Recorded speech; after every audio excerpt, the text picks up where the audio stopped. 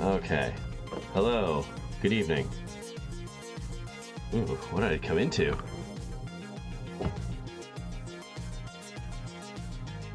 Ah, Popsky track. That'd be why.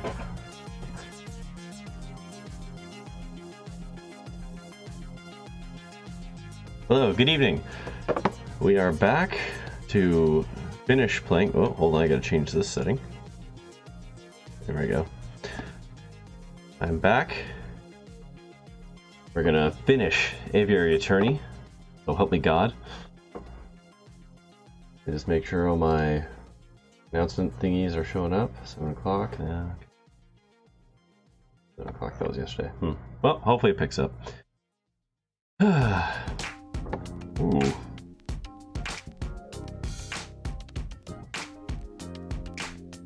Getting some good tracks tonight. Yeah, we're going to finish Aviary Attorney tonight. We're going to replay Act 3. I have pulled up a guide because I'm unwilling to just do this the hard way, so that we can get the third and final ending, unless there's some unknown secret fourth ending. Please God, no. Yeah, that's the plan. So, fire up Aviary Attorney, and let's get this started. I'm finishing to this tonight. I'm not bringing this in for another night.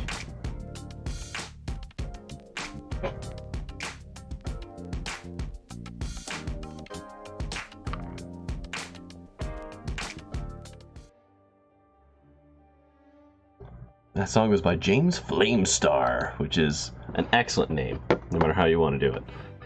So upper left, the sinister corner. All right, the previous day. Make sure that's focused. There we go. Okay, so we have to go all the way back to January 24th. Now I am going to skip the first little bit of this because we've done all this. And I'm going to try and save time where I can.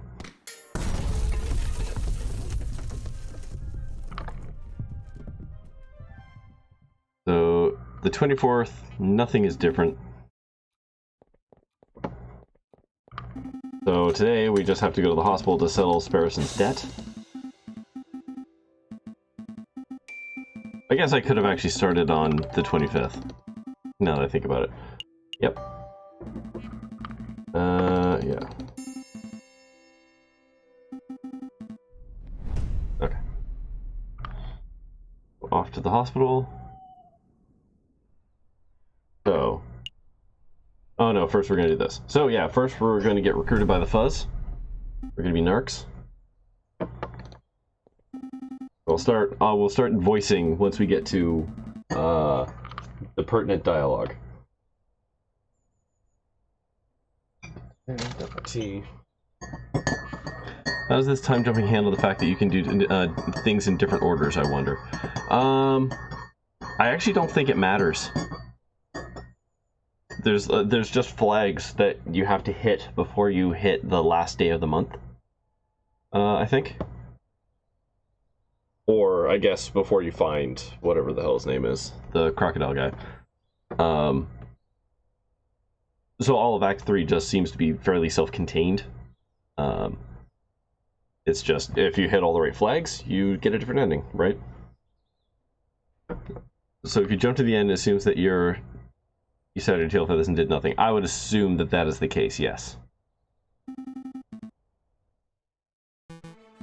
Okay, blah, blah, blah, blah, blah. Okay, there's Valerity. Blah, blah, blah, blah, blah.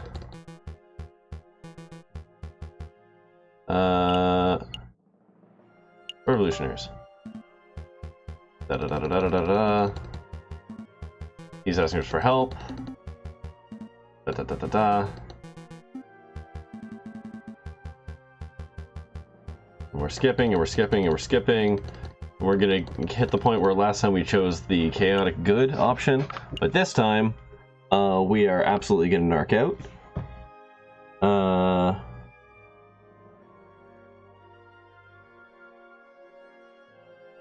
Hold on, I wonder. The lawful good choice. Well, hold on though. If you say it would be an honor, he gives us $50. If you say no, but could be persuaded by some compensation, Melody will offer you 50 now and 50 later deal. You say that's not enough, and I'm gonna say no. I'm just gonna see. Some compensation. I say, oh, okay, so compensation. Okay, here we go. I'm a private attorney, Inspector. Severance paid by the state, but I am not. I'd be happy to collaborate with the government, but I need some sort of compensation. Ah, of course. What was I thinking? How does 50 francs up front and 50 more upon completion of your duties sound? And we're gonna say no. I don't get out of bed for that sort of money, Inspector. Fine, fine. I could probably scrape a little more from the budget. How does 70 francs up front and 70 upon completion sound?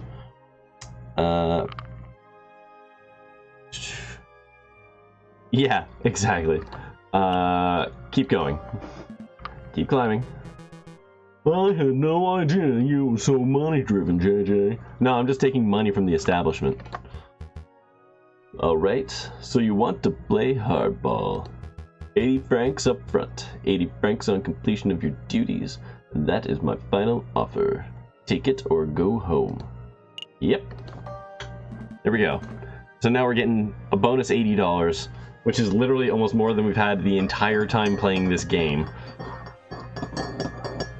Which we will need, because we're just gonna buy our way through the hurdles in this. That sounds fine. I'm glad we could come to some agreement. Excellent. Here is your upfront fee. Ah, snap. 100 and nice francs. I don't want to keep you any longer than necessary. You've already have all the facts to your investigation. Find the elusive crook monsieur, find where the rebels are congregating, and those are your 2 tasks. I will check up on your progress in 3 weeks' time. See what you can accomplish by then. Oh, huh, did they actually give us... Oh, look at that. There was some kind of rough time frame, huh. I'll be doing my own independent investigation. Yeah, we've... Blah, blah, blah. This is all the same. Huh. I knew a little competition would kick those bird brains into high gear. Well, Inspector, this has been a productive meeting. I should probably start my investigation to Crook Monsieur too. Not so fast, Cocorico. There's something else we need to discuss. Dun, dun, dun, dun. Alright, so. We're on to the 26th. So we've got 2 goals here. Find the dude, settle the bill. So we're going to start with the bill and go to the hospital. That's this one, right? Yeah. Nope, first we go to the hospital. He takes 3 days. We've got plenty of time. Because this is going to get resolved in like 3 days. So it'll be fine. There he is, person. Go ahead and say what you need to say. Yeah, I'm just gonna skim through this because we've done all this before. This is him telling us to go collect debt.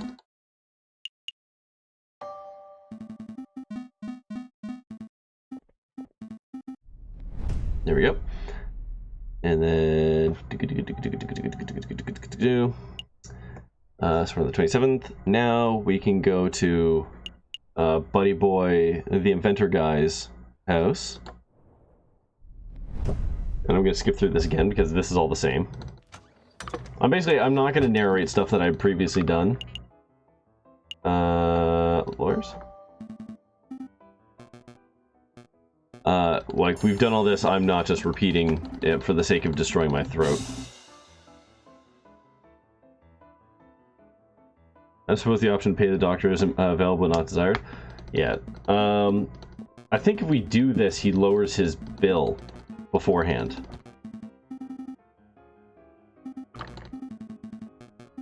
Alright. Okay, so...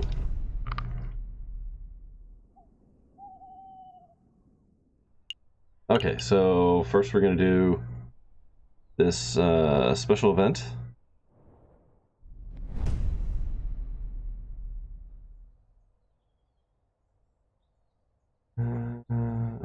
me see. Oh, excuse me.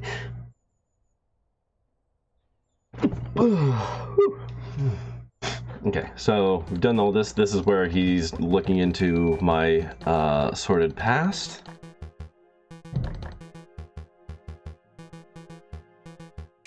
Okay, so we will go back and buy the other stuff at the start of February. So now we're going to go to R&M.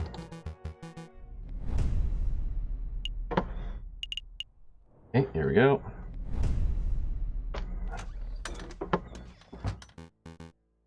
You know what's weird? One thing I'm just noticing now is, like, looking at the fidelity of these pictures, and then I look at Mousy, who looks super high res, because they took the mouse's picture and scaled it down.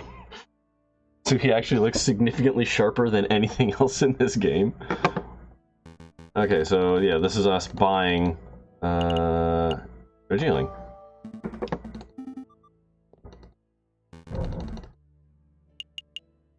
Have you heard rumor? Yeah, blah blah blah blah blah la la la la la. And have you heard of this dude? Ask for your money. Yep. Here you go, monsieur. Very good. As promised, I return in 3 days or later, and I will tell you where the croque monsieur can be found. Rest assured that I will undertake my end of the bargain with care and diligence. I expect nothing less. Thank you, Monsieur Volpe. It is my pleasure. Is there anything else? No. And we're out. Oh, the tea is ready. The tea is ready. Oh, bother. Oh. Okay, where are we? 29th. So now we're going to go over to the bar.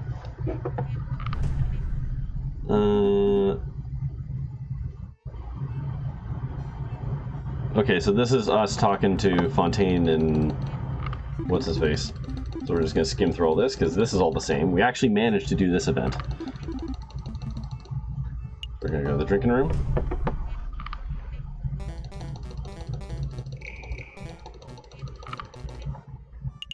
Have you heard of the croque monsieur? Where'd he get that rifle? I remember that from the last time we did actually succeeded in one of the many steps in this convoluted third act.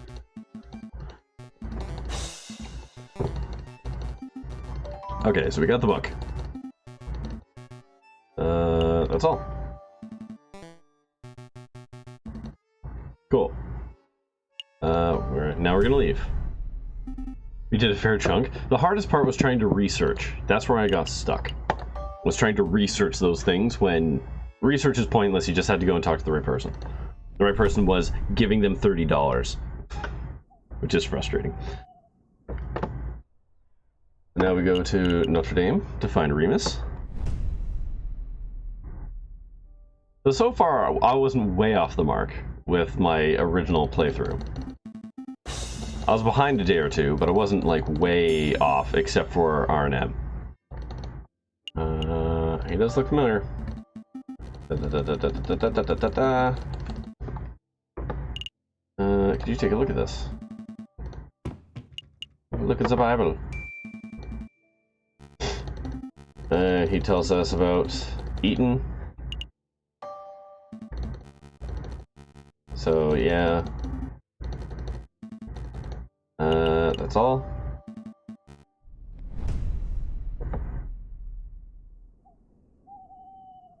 And now the 31st.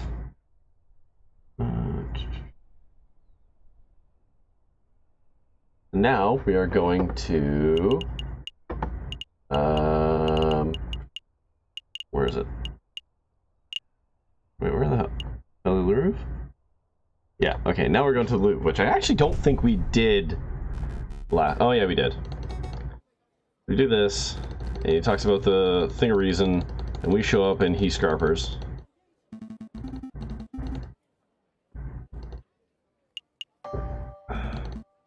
Right, we took the pod. We're not doing that this time.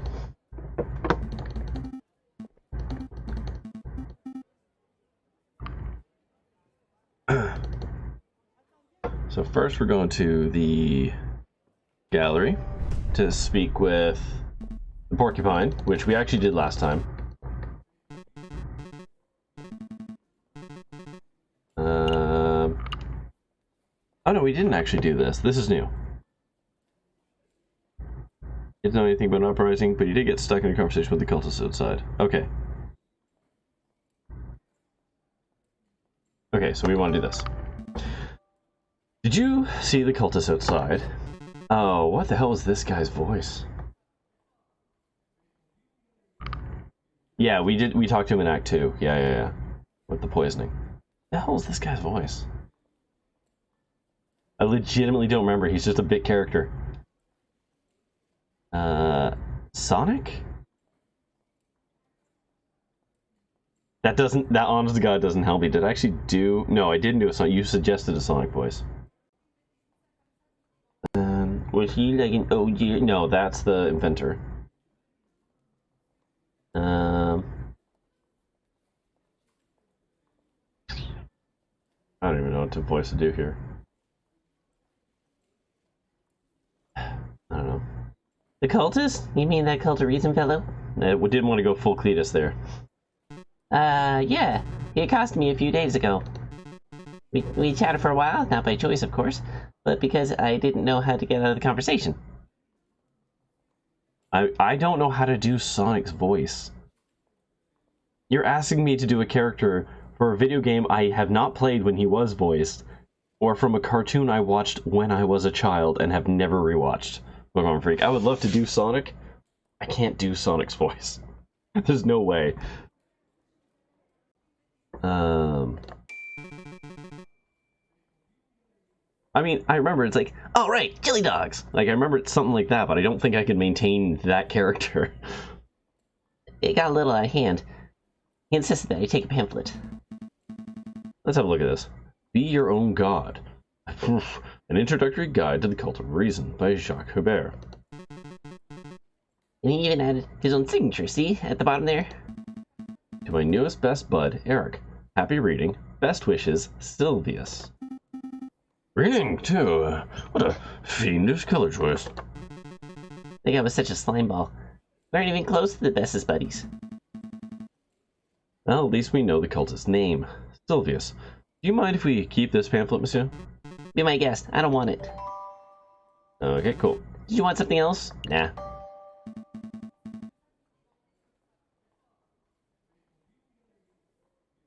You can visit...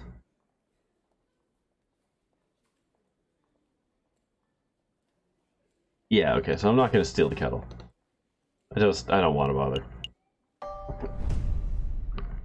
Oh, damn it, I wanted to leave. No! That's it. I don't want to talk to you. It was this one.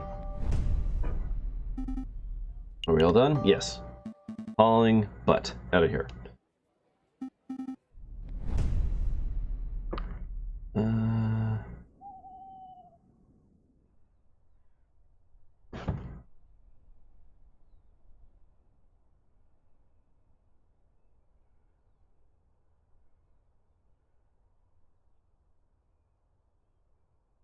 So now we're going to go to the market.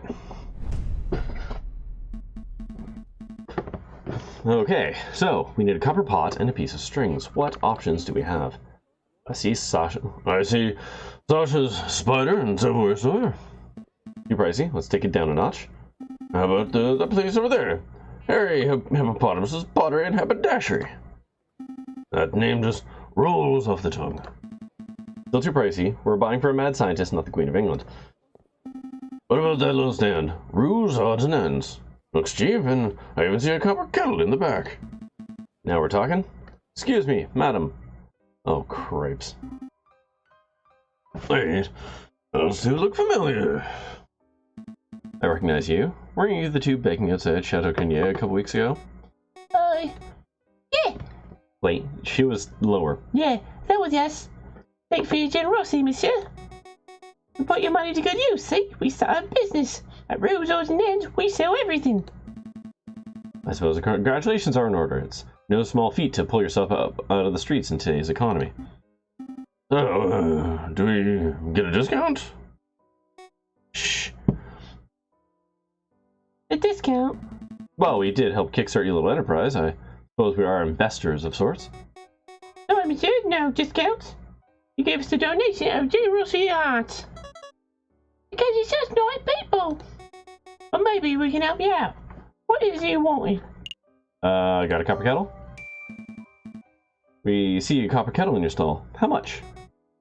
30 francs. Can I haggle for this stall?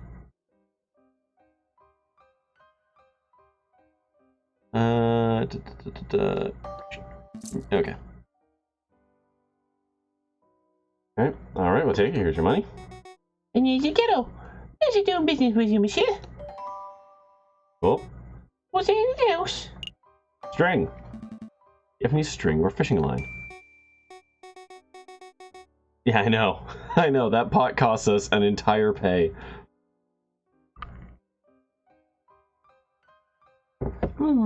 Here we go. Nice long reel of strong thread. Looks to be about 10 meters or so. Would that work?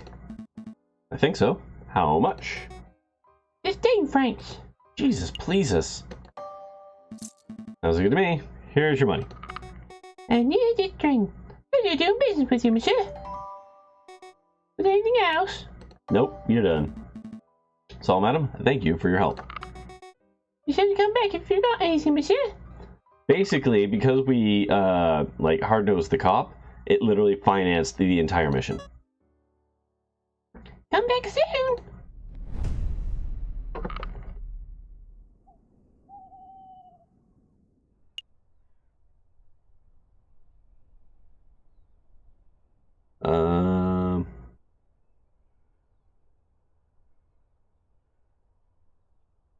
Okay, so let's see. We've freed up the day.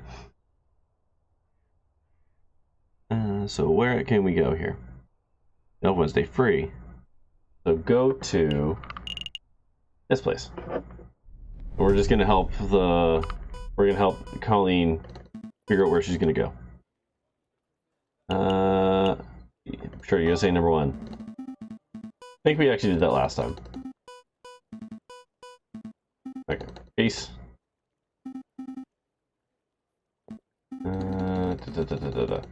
So that's sorted.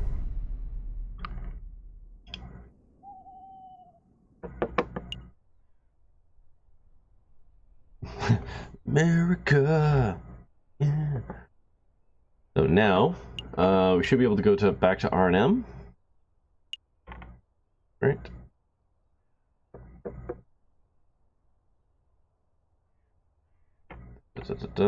Yes. Okay, so we're going back to R&M. Entirely new story now. Mr. Volpe, you've managed to dig up some good information, I trust?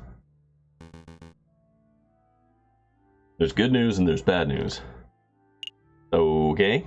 Does it matter?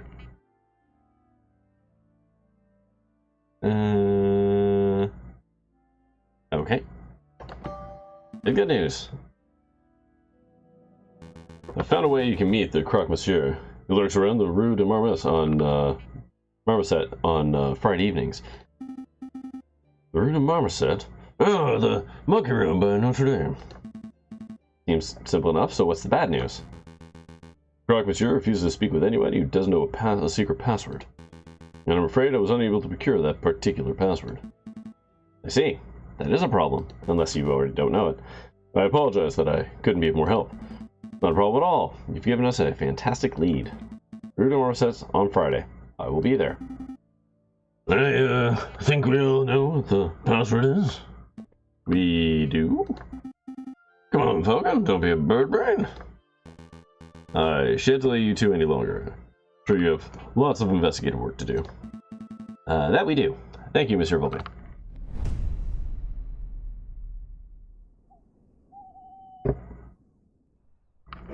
Now we're going to the road. Oh yeah, that guy's a crocodile like hell, huh? Look at that motherfucker.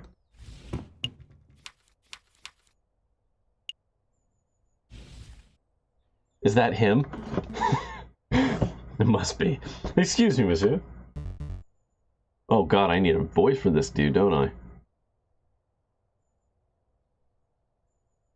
I don't recognize you, fellas. What's the password? Password? Eat him. Because he eats him. Get him? Eat him. Or eat him. Oh, you fellas look for bird-brain cops, but you actually know the secret password. So, what do you want? Well, let's start with introductions. You're the croque monsieur, are you not? That's the croque monsieur to you. Mon Dieu, people always get the goddamn pronunciation wrong. Not really hearing a difference. In any case, Monsieur Croque Monsieur, my name. Don't tell me your name, idiot. Bringing up names can mess up an entire meeting. Why do you think I use an alias? Just tell me what you want. Drugs, guns, explosives, slaves. Come on, I don't have all day. Well, to be honest, what I really want is... I don't actually think it matters. Freaking acting. Part of the mission. Okay. Fancy gun. They need an exquisite firearm that can't be bought from the old gunsmith or merchant. Ah, you're a man with discerning tastes, huh? Take a look at this. My old custom manufactured masterpiece. The greatest pistol in the world. Double barrel, ivory handle, percussion cap, of course. Takes a mini ball ammunition, so it's super accurate. Certainly is quite something. I'll give you this one right here now for 500 francs. 500 francs for one gun. I mean, it looks nice, but it can't be that good. Listen, this is one of a kind gun. 6 shots, more than enough to kill anything what moves. Double barrel mini ball pistol? That's cutting edge technology. Frankly, you're rubbing me blind at 500. So, you're gonna take it or what? Guess I don't really have that kind of cash ready to hand over right here and now. Quite alright, we can do installments. How's 50 francs a month at 10,000% APR sound? Well. Well, same matter, it's a buzz, cheese it. Wait, Monsieur Croque Monsieur, come back. If you're Vulcan, I'll tell the dastardly fellow. Don't get too close, Harrison. The crocodile's got a gun. What's all those ruckus? Playing cops and robbers, are we, JJ?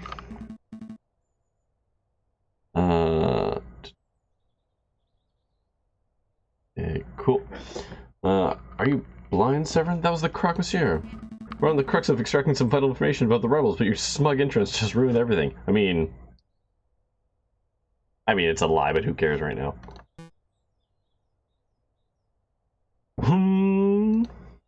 That was the Croque Monsieur. I never would have guessed. You don't sound very concerned. He doesn't know we were about to buy a very expensive gun, Pokemon Freak. It doesn't matter. And from what I understand, it doesn't actually matter which thing you pick. He shows up to ruin the thing.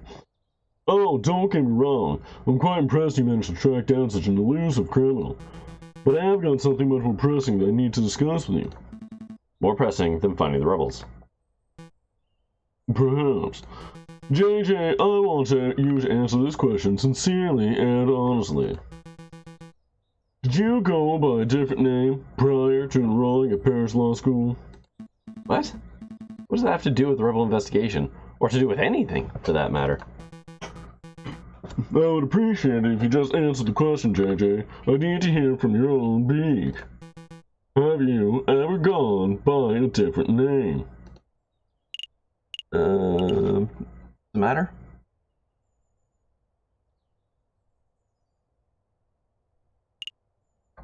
Yeah, no. I don't think it's any of your damn business, Severin. Keep out of my personal history. Hostile defensiveness, desperate strategy of a guilty man. Don't appreciate your accusatory tone. You sound just like Inspector Volerty. Wait, that's it, isn't it? The inspector ordered you to dig up dirt on me, didn't he? Answer me, Severn. What is going on? What did Inspector Volerty say? Yeah, that's what I thought. Man, Croc and run. It appears you two are making solid progress in your investigation into the rebel group. I'll be sure to let the inspector know. Where are you going? We haven't finished our discussion, Severn. We have. I've learned what I came here to find out. Good day, JJ. Goodbye, Sparrowson. But, what was that? What about? Doesn't matter. Severn's just poking his beak where it doesn't belong. Yeah, nosy. Blighter. So, tell me about your little adventure, Sparrowson. You lost the Croque Monsieur, I take it. Yeah, it looks like a stumpy reptile. It ran like a gazelle.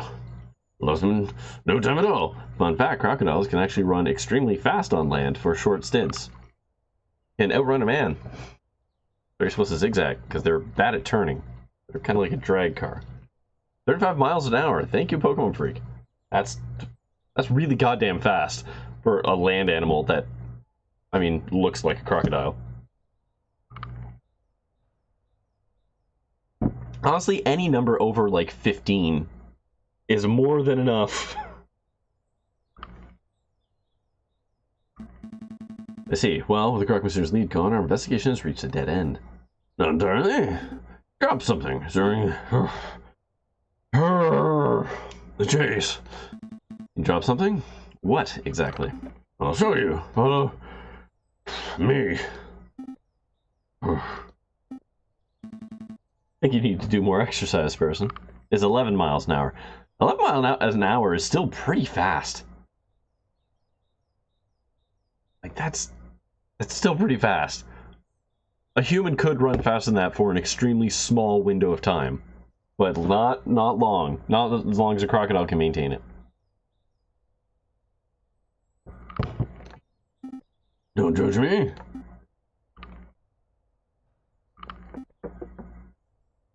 Okay. Ow. Ow. Ow. Hunter, what is it now? Muscle cramp? No, my foot's hurting. I think I got something in my shoe.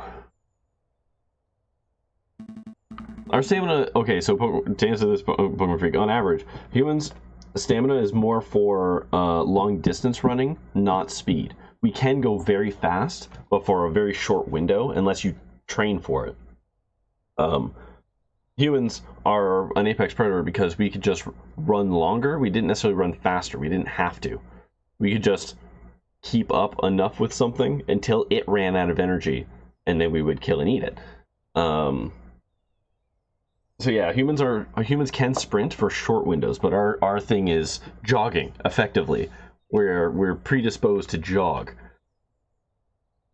I definitely can't run 11 miles per hour. Maybe you could if a crocodile was chasing after you. You just need the right incentive. Okay, well, get your beak and bear it. This is around where you saw the crocodile drop something, right? Yes, somewhere around here. Let's put our investigation hats on and find whatever it is.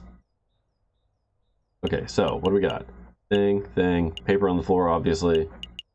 I don't know what the hell that is. So let's look at that. Nose bar. All animals are welcome, except mosquitoes. You bloodsuckers can go get your fix somewhere else. Are mosquitoes people in this? Never feels very strongly about mosquitoes, eh? Well, he's got a point. I'm not saying all mosquitoes are bloodsuckers, but... Dude! Oh, I'm gonna keep it classy. Yeah, you're stating your fucking biases, Falcon. Sexist motherfucker. Okay, let's look at the lamp. This was important, as I recall. Does that street lamp look broken to you? Yeah. The goblin lamps on the street have been vandalized. The ground is covered in glass from broken panes. Oh, that explains why my foot is hurting. It does? Yes, there's glass in the sole of my shoe. Must have trodden on some shards while chasing after the Croque Monsieur. Oh no, my good shoes are ruined. Well, I wouldn't say good. You paid 20 cents for them. And file this way. You want me to file this away, this broken glass? Yeah. I'm filing an official formal complaint to the government. Their faulty street lamp has ruined my shoes and I'm owed compensation. I think government officials have better things to do than worry about your 20-cent shoes, Harrison. We'll see about that. Okay, cool. So the paper is the obvious thing we want to find, so let's just look at some other stuff. Size difficult to read, the paint is faded. Proto Fruitier. Equidel. Whoa, I'm not saying that on air. Here? There's no way it says that. You just made those words up. Wait, we can buy some new shoes for just mere 24. Are you doing inflation calculations on how much money things are? Pokemon Freak, are you just doing on-the-fly currency conversion? It's not currency conversion, I guess it's just inflation calculations, but... all words. All words are made of Falcon. Not wrong. They hang bushels of onions.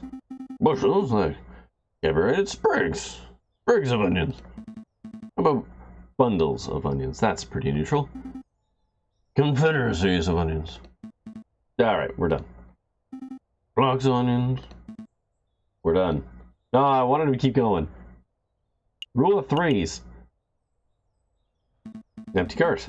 So someone has scrawled the word discarte on it. The owner's name, perhaps? I don't think so, Falcon. Is it the graffiti on the wall behind you? This wall. Someone thinks that's funny.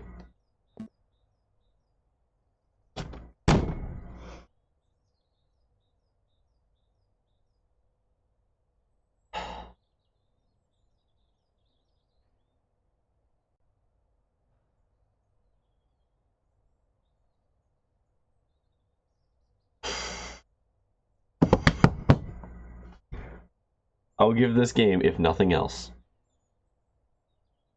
I will give this game the credit it is due that I have walked in to every one of Sparrison's crummy dad jokes. I've walked right into every one of them. They're very well planted.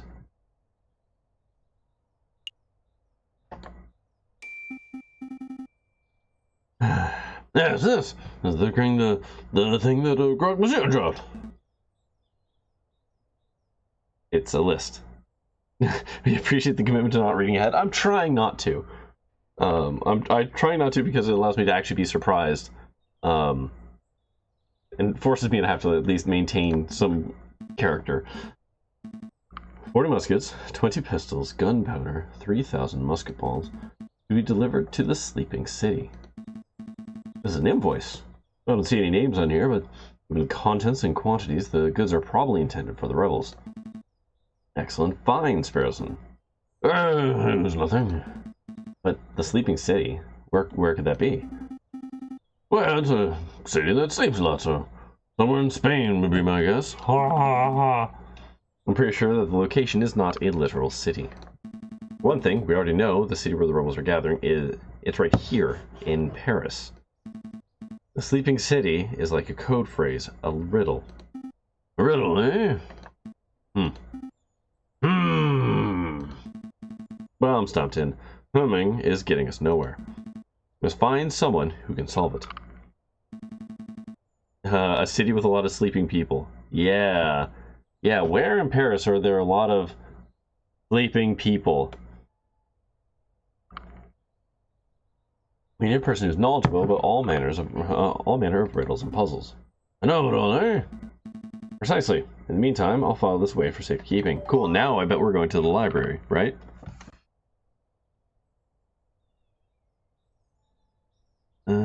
Conversation voice goes to the folder until you can find someone to solve the riddle. Okay, so Saturday is going to be a thing. You think the cart dropped anything else?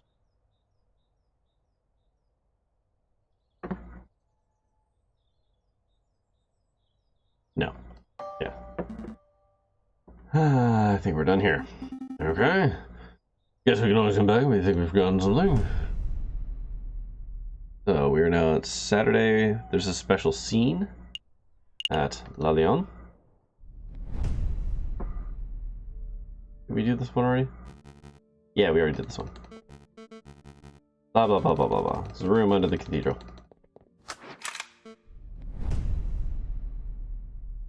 Okay, so. Now, yeah, we're gonna go to the library and talk to the know-it-all donkey.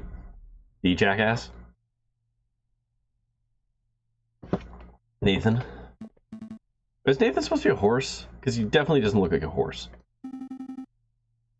Seems like a bit of a stereotype is all I'm saying. Stereotype or not, we have our hope that's true. That boffin is our best chance of getting to the bottom of this. Is he a donkey? Okay. Time to put our blank faces on. He's here now. Oh, what was this guy's voice again? He was a comic book guy, right? Good day, Duromo and Duromo. Well, good day, monsieur. It's a pleasure to see you again on this fine day. Tell me, kind monsieur, do you like riddles? Of course. Here's one for you, monsieur. One has 2 mouths and 4 ears, yet talks twice as much as it listens. You. It's you, messieurs. You come in here yammering and yelling, like never stopping to close your beaks for 1 minute. Oh, very good, monsieur. Last person. You need to get in his good books.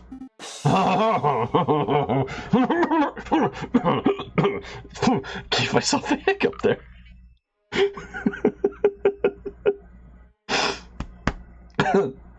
Oh god, I'm giving myself hiccups. Like a fod. Too hard. I dug too deep. Got too greedy with that laugh. Fuck.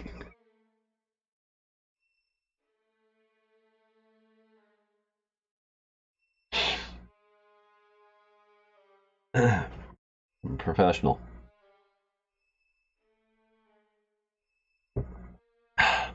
What was that? Sorry, I can't fake laugh. Fuck. I don't want to. Stop this farce. You must obviously have some inane riddle that you want solving, so let's hear it. Go on, spit it out. Alright, well, if we were to say that there's a place called the Sleeping City in Paris, where would that be? That's a new one. The Sleeping City. Oh, I got it. Really? Of course. The riddle was trivially easy. There are plenty of locations that could be called a sleeping city, but only one place that earns the title in Paris. And that would be... We know the answer, of course. Obviously, we're just fact-checking to make sure you got it right. So... Think it through, messieurs. What kind of city is only inhabited by those who sleep all day and night? I got it! Spain! No, he does, Sparrowson. Spain isn't a city. Or perhaps monsieur is referring to the capital of Spain, Madrid. Nice, sleepy place. Spain, Madrid. You two are remarkably dense, aren't you? Sleep is a metaphor. Actually, it's one of the oldest and most powerful metaphors in the history of literature. It symbolizes death itself. The sleeping city obviously refers to a city of the dead, a necropoli. Think, messieurs, think. Use your puny avian brains.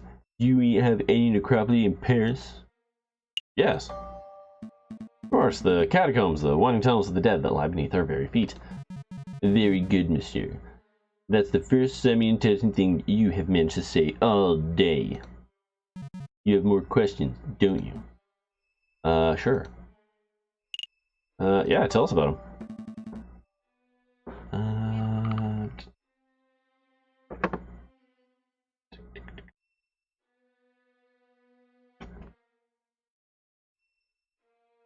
I'm just reading ahead to the next day. Okay.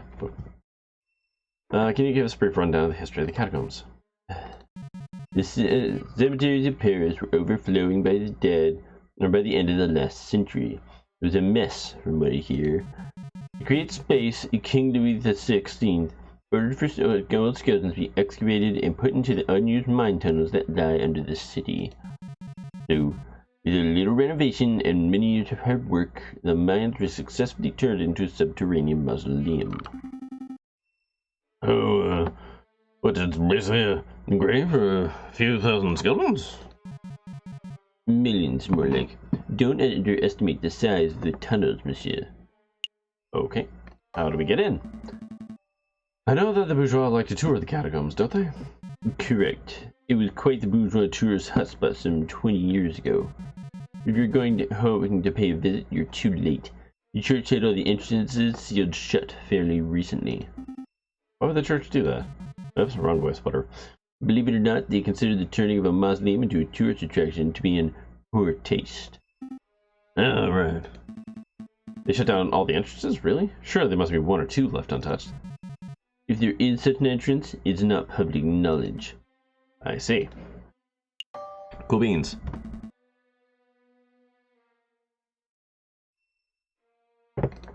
Alright, we're out of here. The Sleeping City really is in Paris catacombs, then there must be some way to get in. Underground tunnel network would probably be connected to the city sewers, right? Just need to find the right manhole and boom! We're in spooky, scary skeleton town. Good idea. Or maybe it connects to the Seine. Perhaps some swimming is in order. You two dunces are going to get yourselves killed. If you really wish to visit the catacombs, you'd be best off asking those responsible for the closures. The dead people? The church, monsieur. The church would know if any unsealed entrances still exist. Oh, right.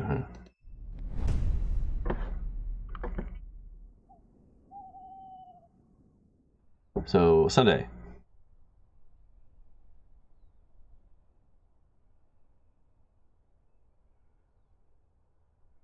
Okay, so now we are going to back to Notre Dame.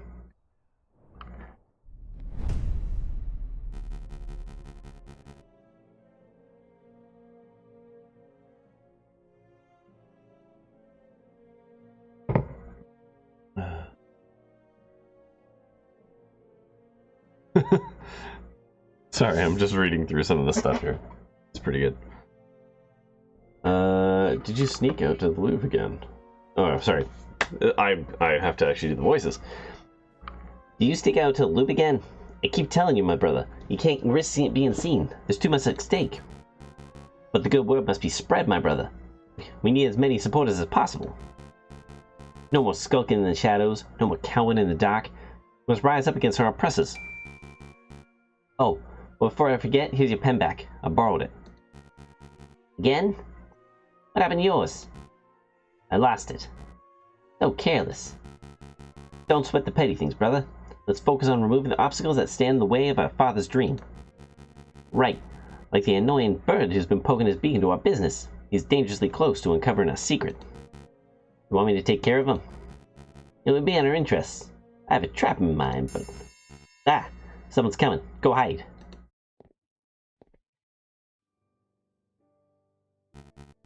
Ah, my brothers have returned. What can I do for you today? A confession, perhaps? Actually, Friar, we're here for information. Want to learn about the catacombs that lie under Paris. The catacombs? You don't want to go there, my brother. It's a wretched and haunted place. Sure it is, but we know that the church was responsible for having the entrances sealed shut. Well, we figured that maybe there's a super secret friar on the entrance that only you know about. Secret entrance? That's an interesting idea. You know, you're not the first birds to have asked about that. Burnt? Yeah. A cockerel paid a visit yesterday. Perfect posture and snooty or one-eyed and scowling? The first. A prosecutor, I think he said he was. Anyway, I'll tell you the same thing I told him. If you venture into the catacombs, you will not return. Understood? Is that a threat? No, just a friendly word of caution. We wouldn't want anyone to get lost in the end of this maze, would we? Now, if you two will excuse me, I have a sermon to prepare. Be on your best, you best be on your way. Damn, another dead end. Maybe it's time to wrap this up. We can go tell the inspector what we found and call it a day. Don't quit just yet. I managed to take something from the friar's pocket when he gave this little warning. Seriously? Again? This is becoming a bit of a habit of yours. Well, go on then. Let's see what you pilfered. This. Found this pen? The friar's robes. Yeah. Interesting. Actually, this is more than interesting. This is amazing. This is the exact same pen that Judge Romulus uses. It even contains the same green ink. Huh. Do you think it's exactly the same pen, or do you think Romulus and Remus just have a matching set? Honestly, I don't know. But I do know that this may come in handy. I'm gonna keep a hold of it. Cool.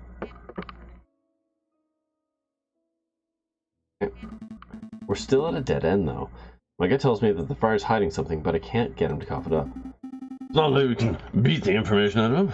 Let's just go do other stuff, and maybe we'll stumble across more clues. Maybe you're right. Let's go. Alright, we get a free day. So we're gonna go to the courthouse.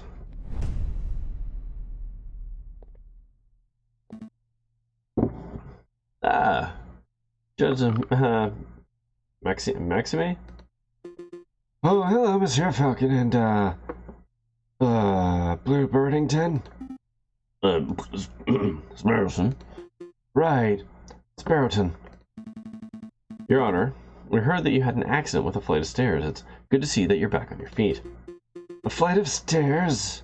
No, I was actually assaulted, if you can believe it. Yeah, I can. I was just standing by the Seine, minding my own business. The next thing I know, I was on the riverbank, 100 kilometers downstream. That sounds a little familiar. When I awoke, I had a mild case of amnesia.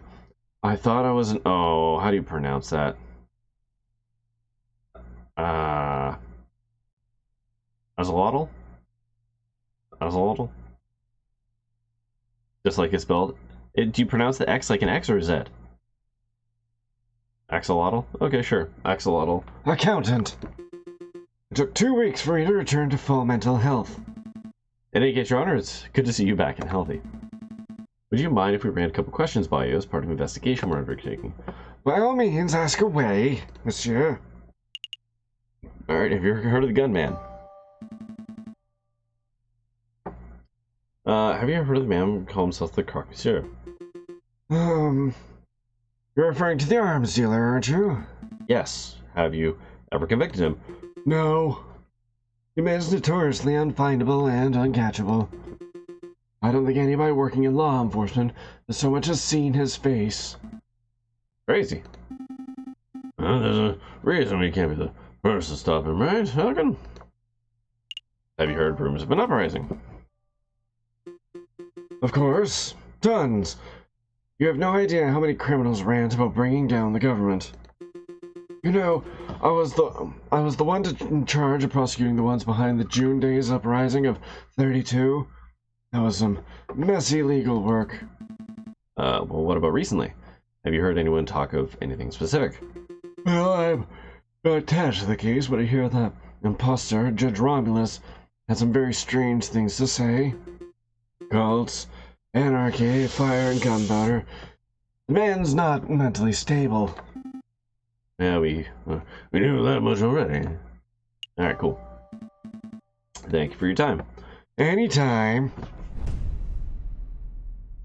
Tuesday. Going back to the Trove. Yeah. I know we're gonna get the demonstrator of the bullets.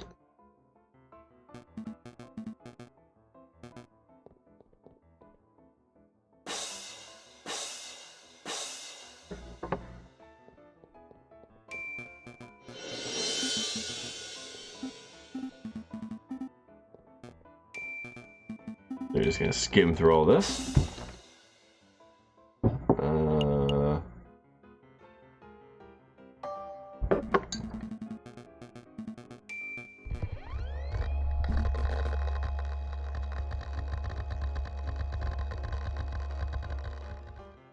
Wait, hold on, that sound.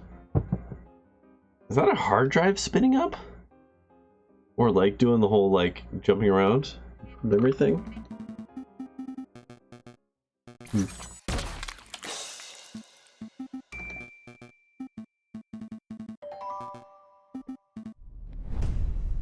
Okay.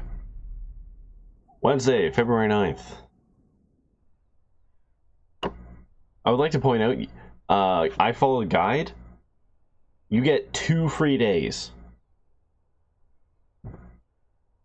2.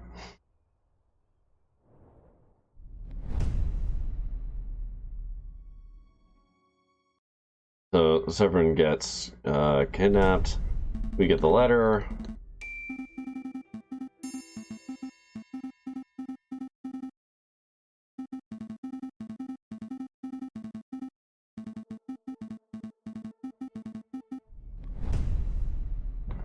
Okay, so now we're gonna go here.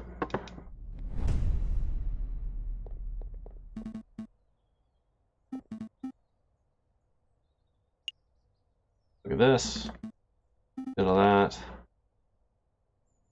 There's that thing there, which is what we need to actually do. Yeah, okay.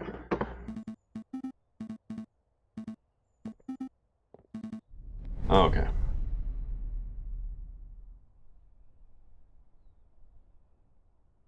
So now to Notre Dame.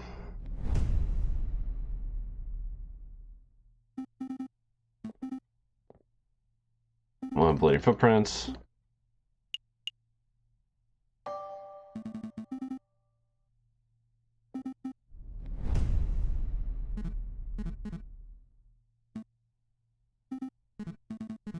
And here's Cork again.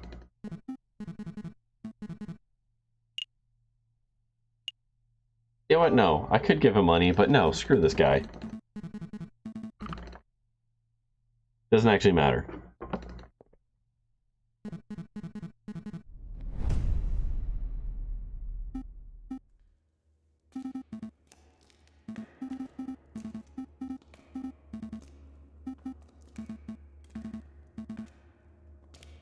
There we go to the left.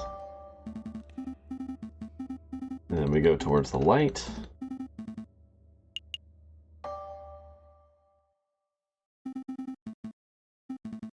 Voices. There we go. Doing this whole thing.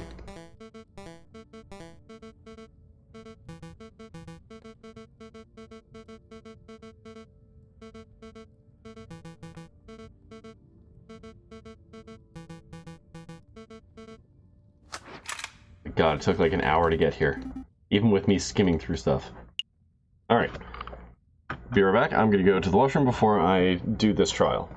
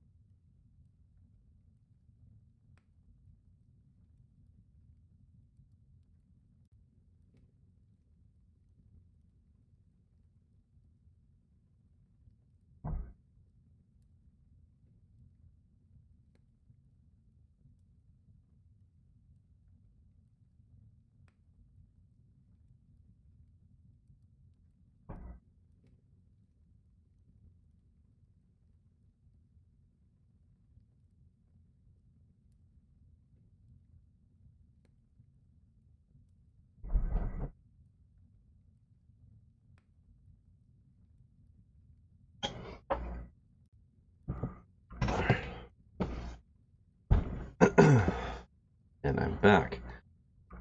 Left. Okay. So, God, there's a lot of words. A lot of words for ending 4B's guide here. Good lord. I'm gonna see if I can get through it. Speak up. Yeah, going on doing this. So we're just gonna get to the part where we actually start the trial, because this is all the same.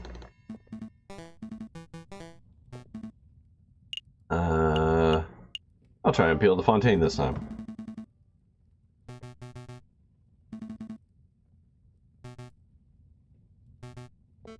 Blah blah blah blah blah blah. Due process?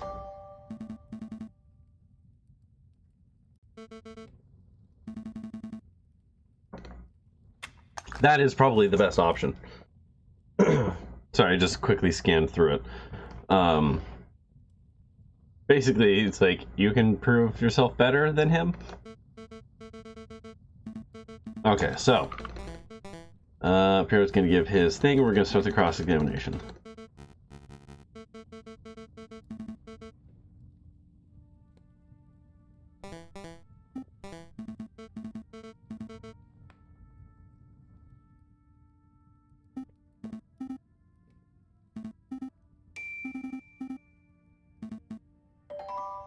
Another cult pamphlet, yeah.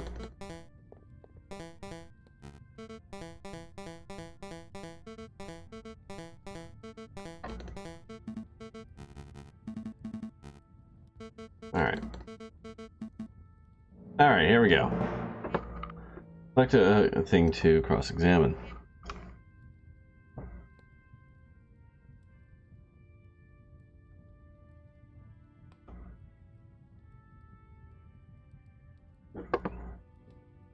Okay, so the plain as day one was the one. Claiming the incident, I saw the incident as plain as day. I'm gonna look at my evidence. What do I have? Glass shards. They originated from broken street lamps. That's gonna be the thing I'm gonna be able to say you couldn't see because all the lights are busted up. Crux invoice. Okay. And there's a cult guide and a signed cult guide. Okay. Alright. So you claim you saw the incident as plain as day. Yep, plain as day. The crime occurred at night. Pierre, I'd like to remind you that the crime occurred around midnight. In February, on an overcast moonless night, in an outlet alley. What's your point? It would have been too dark to see. So dark that you could not possibly have correctly identified the people involved. Hey, I swear I saw what I saw. Hold on, Falcon. You slipped up. I'm glad I eventually found her character. You say the alley was unlit, but I distinctly recall there being lanterns over the Rue de Marmoset. Oh yeah, that's right, that's right. We live in La Ville Lumiere. There's a gas lamp on every street. You're right, Madame Beaumont. There are street lanterns over the Rue de Marmoset, but they wouldn't have been any good. Aha! The street lamps over Rue de Marmoset were broken. They are completely non-functional. As proof, I present the glass shards that line the alleyway. These shards originate from one of the panes of the broken lamps. I've still got the holes in the sole of my shoe. Double proof. Those glass shards could have come from anywhere. You could send them to one of your underlings to see the broken lamps for themselves, if you want. And waste more time? I think not. This sounds like a stalling tactic. Excuse me, Madame Beaumont. I don't remember whether the street lamps were broken or not, but I do remember that we had to use a torch to light up the scene. Hey, what side are you on? I'm just saying, Falcon might be right. It was particularly dark, so it's impossible that it was possible that there weren't any lit street lamps. Are you saying I'm a liar? I thought we were buddies. Stop quibbling, both of you. Maybe the lamps were broken, maybe they weren't. It doesn't matter. This character really hates evidence being presented. Just straight up, like, I don't care if it ruins the entire story or not. It goes against the narrative in my head.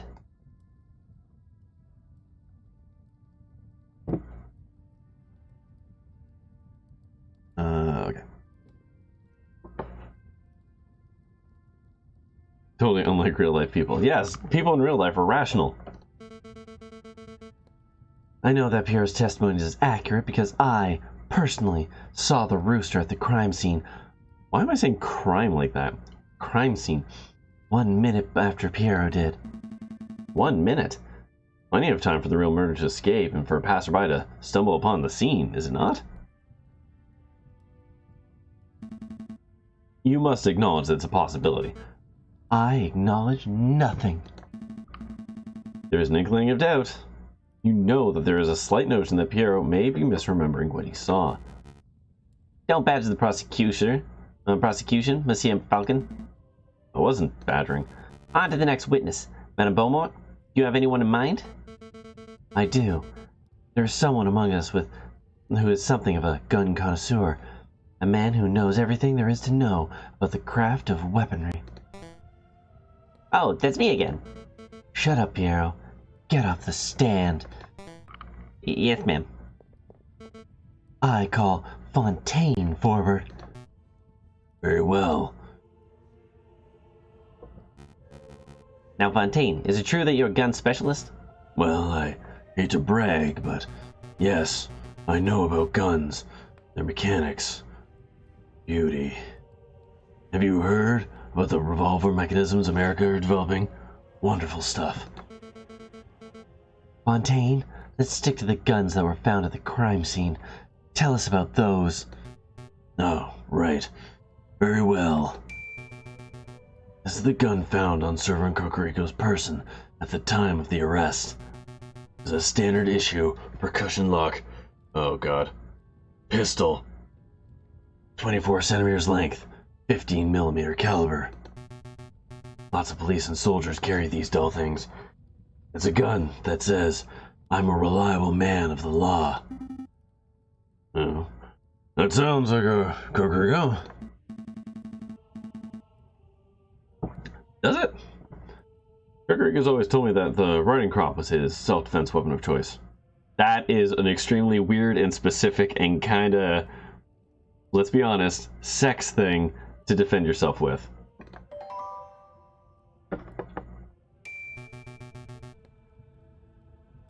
This is the gun found on the Croque Monsieur's corpse, clutched tightly in his hands. Basically a whip. Yeah, it's like a stiff whip. It's a turnover pistol, double-barreled, ivory handle, 20 centimeter length, 13 millimeter caliber.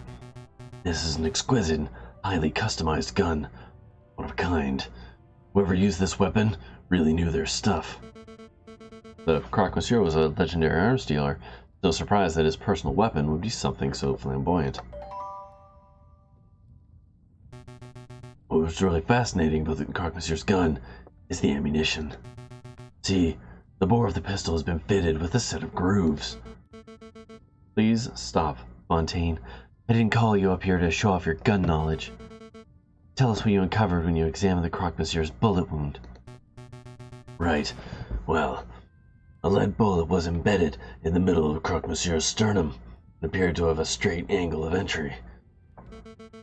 So in other words, the Croque Monsieur was facing his killer when he was shot. That's right. The other interesting point was that the Croque Monsieur's outer clothes were singed. Singed?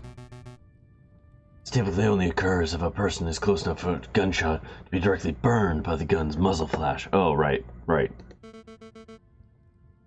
How close does a person have to be burned by the muzzle flash? Less than 3 meters, I would say. 5 at the very most. Damn, that is a lot. That is a lot. Oof. Like, that's just a big friggin' distance for, like, you to get, like, muzzle burn. And there's no chance that there was a rogue sniper on the rooftops. The Croque Monsieur's killer was standing in the room Marmoset themselves. Yeah, guns were wild in 1850. Guns are wild now, just in a different way. As is plainly evident, only one person was found en route to Marmoset at the time of the incident. Prosecutor Cocorico. Well said, madam. I think you just unequivocally proved this bird's guilt. Not so fast. I'd like to cross-examine the witness. I don't think so. You're overstepping your bounds, bird. Let the lawyer try, Remus. When he fails, there will be there will absolutely, oh my god, there will be absolutely no doubt to anyone in this room that Cocorico is nothing but a bloodthirsty murderer. Alright. Yeah. Turnover pistol. Let's have a look at that for a quick second. What's up with this turnover pistol? Carried an ornate double-barreled turnover pistol. Alright. Monsieur was shot in his chest and his clothes were singed, indicating a close-range gunshot. I think the turnover pistol thing is the one we want, so that you can talk about the rifling marks. Right?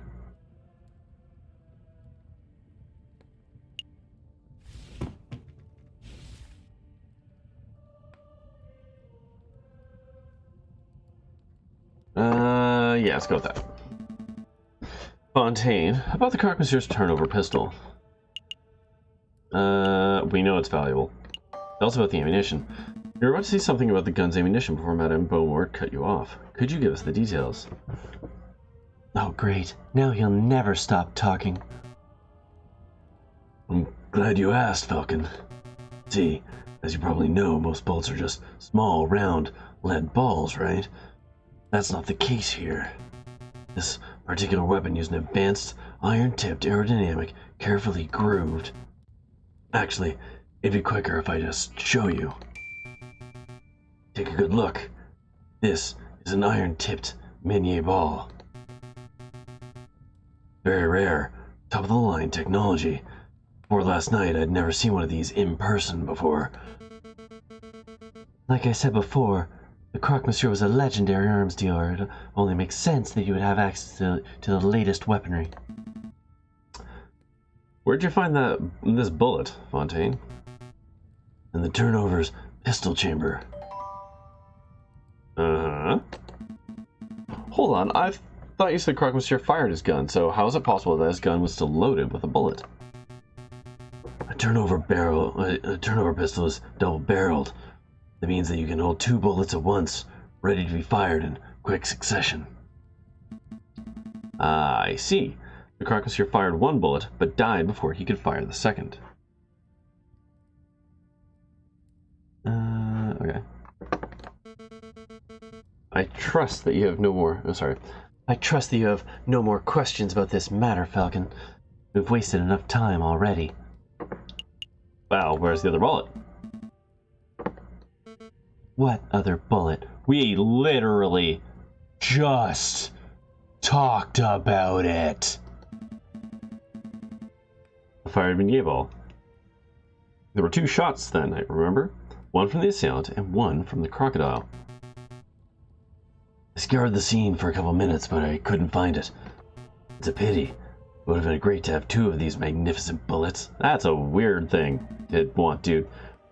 Madame Beaumont, did anyone find the fired Minier ball in Cocorico's body? In his body? Are you asking if Cocorico was wounded by the bullet?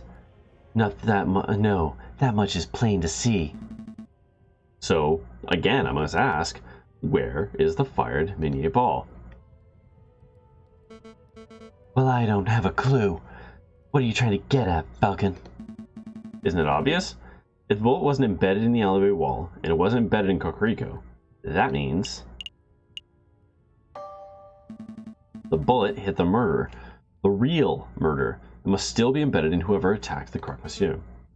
A ludicrous notion. Makes perfect sense. The double-barreled turnover gun, the missing bullet. Fine, I'll humor you. Let's say the bullet did indeed hit the real perpetrator. What of it? Well, it's only been a few hours since the shooting. Presumably, the person will still have the bullet lodged in them. Find the person with the unique iron Minier ball embedded in them, and you'll find the real murderer. That's reasonable.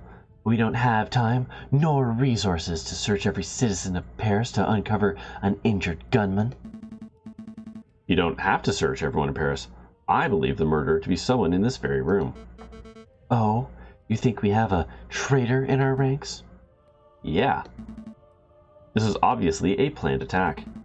Someone invited Cocorico and the Croque Monsieur to the same place at the same time in order to create a setup. Only someone with a rebel's connections could engineer such an event. This is ridiculous.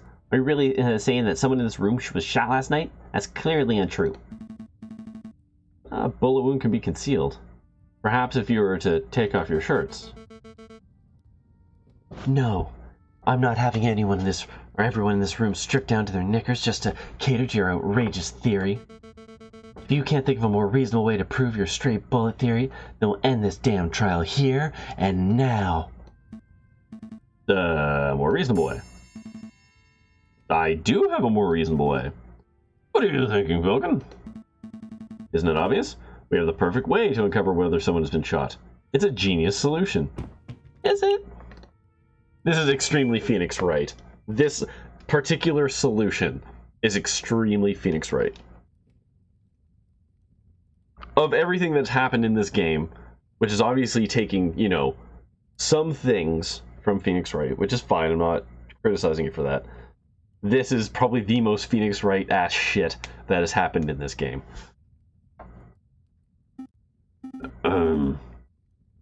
You serious, Falcon?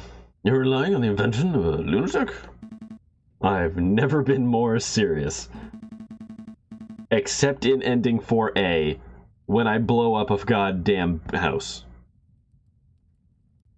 But that hasn't happened. Madame Beaumont, Friar Remus, and members of the court, this device is called an Explorer Extractor. It is the latest in medical technology. House, mansion, small castle, villa, whatever. It looks like a children's toy. I assure you, this is no toy. It was designed to find and extract metal embedded in bodies. A battlefield bullet finder and remover, if you will. I'm intrigued. So you're saying that you could just swing this device around and find a bullet in a person? Yes. Well, sort of. I don't know, we haven't had much practice with it, really. Madam, these birds are playing you for a fool. There's no way such a device exists. We've seen this device work with our own eyes. Barrison shall demonstrate. Me? Although he will need something to demonstrate on. I'm gonna go with the bullet. Here, we have an iron-tipped Minier ball, as presented by Fontaine moments ago. Observe, I place the bullet in my closed fist. It now represents the bullet... Well, you might not want to do that, but... It now represents the fired bullet that is currently embedded in the murderer's body. Allegedly. Now, Barrison will demonstrate what happens when my hand is scanned with the Explorer Extractor device. So I just do this and, It's humming and buzzing. Sorry. It's humming and buzzing. Is it really detecting that bullet? Absolutely. What an intriguing device. Hey, what would happen if I were to hit extract right now? Please don't. You remember what happened to that steak, right? I don't know. What is this feeling? It feels like power. Don't let it go to your head. Okay, I'm convinced. Falcon, Sparrison, you may perform a cursory scan of each of us with that device of yours. Must stop humoring these morons, madam. What good is this doing us? Remus, they may be morons, but this test will grant us certainty of the rooster's fate. I can afford that time. Falcon, but, what 11 if the murderer is someone not present in this room? It most likely isn't. What? I'm stalling. Falcon? Get a move on, you two. I really must express my displeasure you're going along with this farce, Madame Beaumont. Let's end this trial right here and now. You can get the justice you so crave. Don't worry, Remus. My patience for this bird brain is wearing thin too. When this asinine scheme of his fails, he will face the consequences. Lackey bird, scan the rooster first. He is the prime suspect, after all. Okay.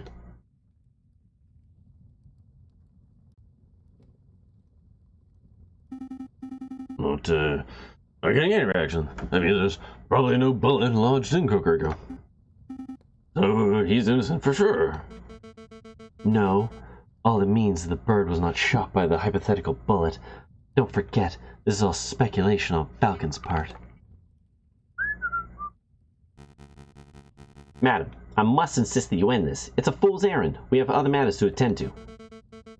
Remus, you let me worry about our time management. Hero, you go next. Alright. Let's get this over with. No reaction? Means Piero wasn't shot either. No surprises there, right guys? Let's see. Next we shall test. Madam, I implore you. You're being awfully lippy, Remus. Why don't you go next? Me? That's really not necessary, madam. I don't want to participate in this ridiculous child's game. This is no game, and I'm issuing an order to cooperate. I refuse.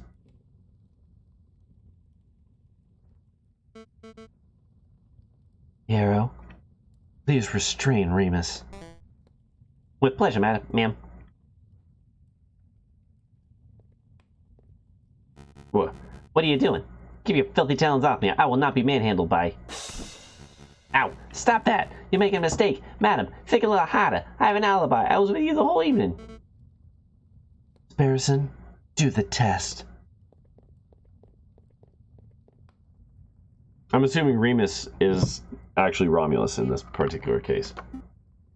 Falcon? I'm not getting any reaction. That can't be right. Do it again. There's nothing. Friar Remus has not been shot as far as this device can tell. You had a nerve to manhandle a man of the cloth like that. As I said on the floor, madam, I was with you and Fontaine for the entire evening. I could not possibly be in two places at once. True. You were sitting in my line of sight exactly when the murder was supposed to have taken place. As was I. Right. Fontaine was sitting with us too, so that rules him out. And I know that I didn't perform the murder, obviously. Which means that every suspect has been accounted for. Go sit down, lackey. Your job is done.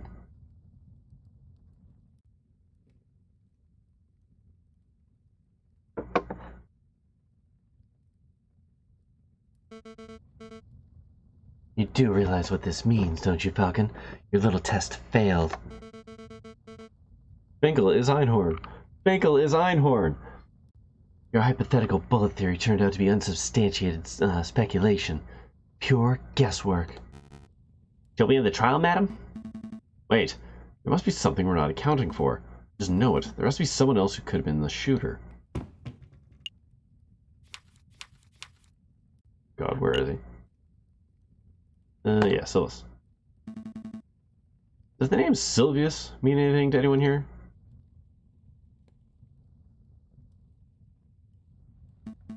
Oh. I was expecting some kind of reaction.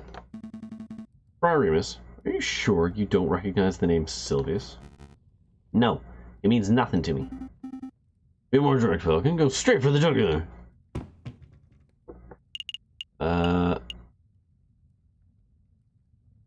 Wait, what?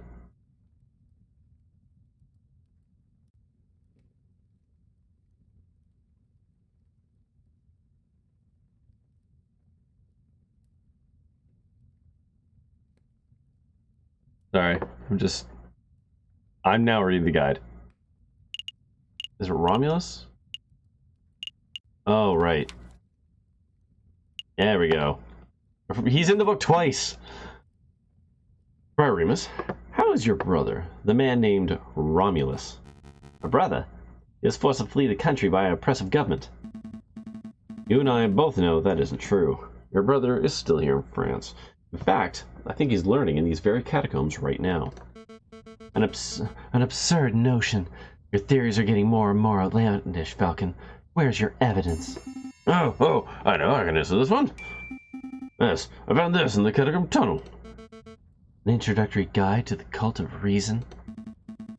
Thank you, Sparrison. Now, Friar Remus, does this pamphlet look familiar to you? No, I've never seen it before in my life. You sure? Sure it doesn't belong to your brother Romulus? No. There are many cultists in Paris. Maybe it belongs to one of them?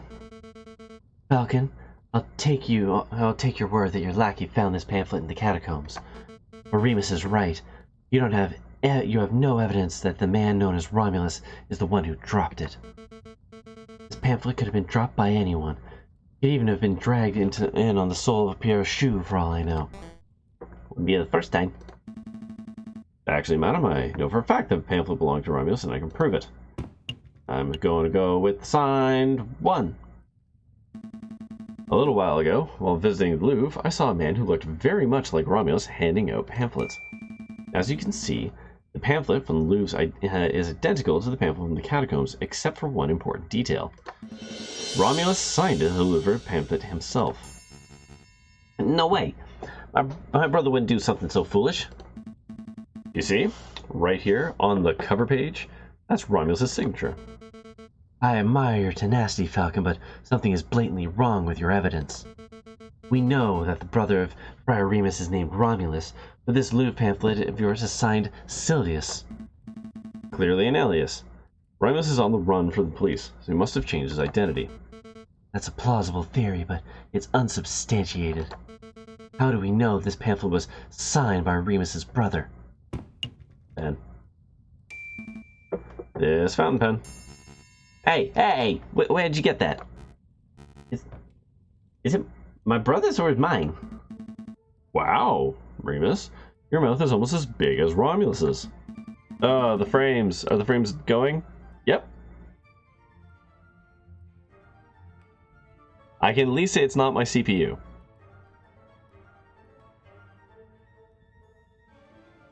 This is so weird. How many are we gonna get before it just suddenly calms down?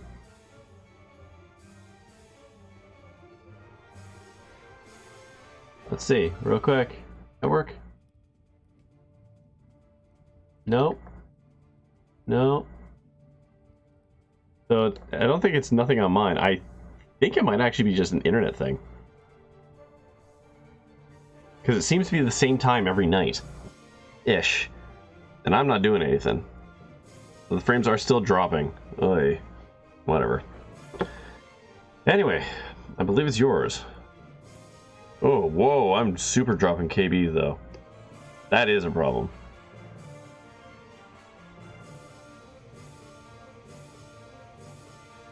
See if I can...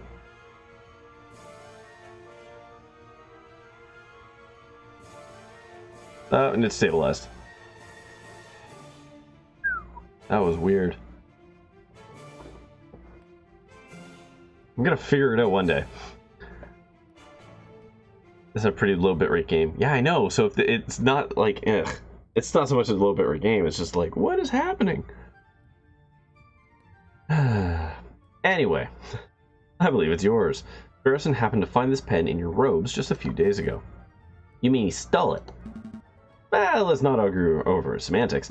What's important, and what you just admitted, is that you and your brother both own pens just like this one. See, these pens are unique in that they contain green ink, a very unusual choice of ink color. A very evil choice, too. Yes, I don't know why. Why is green ink evil? But, more importantly, it's the same ink that was used on this signed pamphlet. Since there are only 2 pens, there's only 2 possibilities. Either Friar Remus has been signing off on atheist cultist propaganda, I would never do such a thing. Or his brother has been using his identical pen to sign cultist propaganda, same type that was found in these catacombs. Impossible. My clumsy Opal brother lost his pen a week ago. Oh, so then the only explanation is that you lent him your own. No, you see, It doesn't matter how you cut it, Friar. One way or another, you and your brother are tied to the cultist pamphlet. Admit it. Confess. Falcon, enough. You've made your point. You're asserting that the friar's pen ties him to the cultist pamphlet. I get it. This is all tenuous, wouldn't you say, madam? No question. Falcon has suggested a theory that hinges upon a theory that hinges upon yet another theory. It's not a hard proof by any measure. He may very well be wrong, but at least he's logical. His theory is self-consistent. What do you say, madam? Falcon, where did you say you found this leaflet? The unsigned one, that is? Down the corner comes stone. Through the fork on the left-hand side. Fontaine, Piero, go see if you can find anyone dawdling where they shouldn't be. Yes, ma'am. Okie dokie.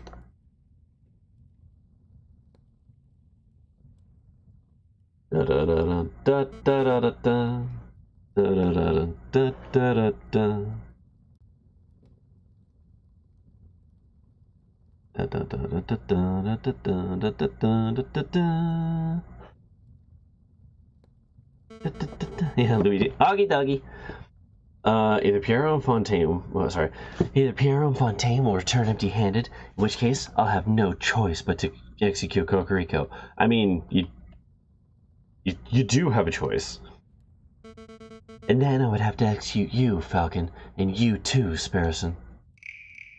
Us? Not because of what you've seen tonight, although that's admittedly a problem. But because your lies would be treasonous to our new republic. I didn't sign up for this. Or Piero and Fontaine will return with a prisoner in tow, in which case...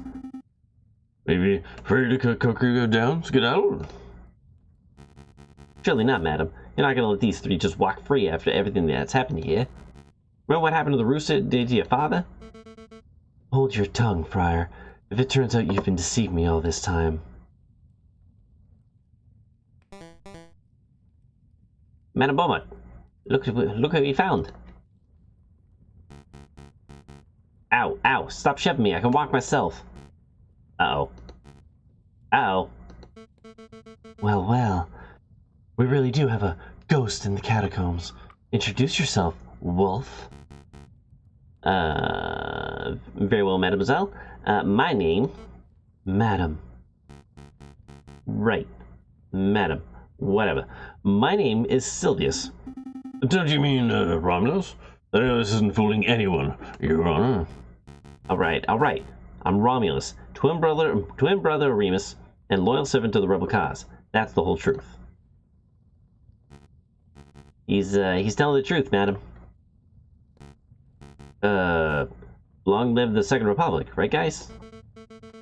I have a lot of questions, both for you, Romulus, and for you, Remus. I don't appreciate being lied to. Seems you've got your hand full, so we'll just be taking our leave, and... Not so fast, Falcon. Your theory is still unproven. If it turns out that Romulus has no bullet in him, then you would have no evidence that implicates him of Croque Monsieur's murder. Cocorico will still be a prime suspect. Bullet in me? What are you guys on about? Spare me. Fontaine, hold him down. Hold me down? Ow, ow, ow, ow, ow, ow, ow. Harrison, do your test. I'm on it.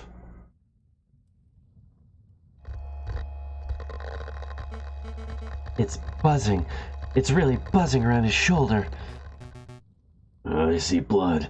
There's definitely a bullet wound here. That's an old bullet. An old war wound. I got it from fighting in Algeria in 36. Obviously a desperate lie.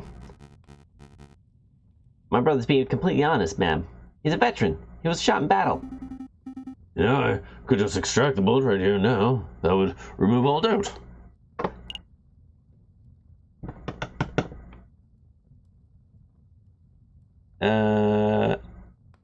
Even if you choose don't do it, Sparrowson extracts the bullet. Yeah. Cool. Extract that sucker, Sparrowson.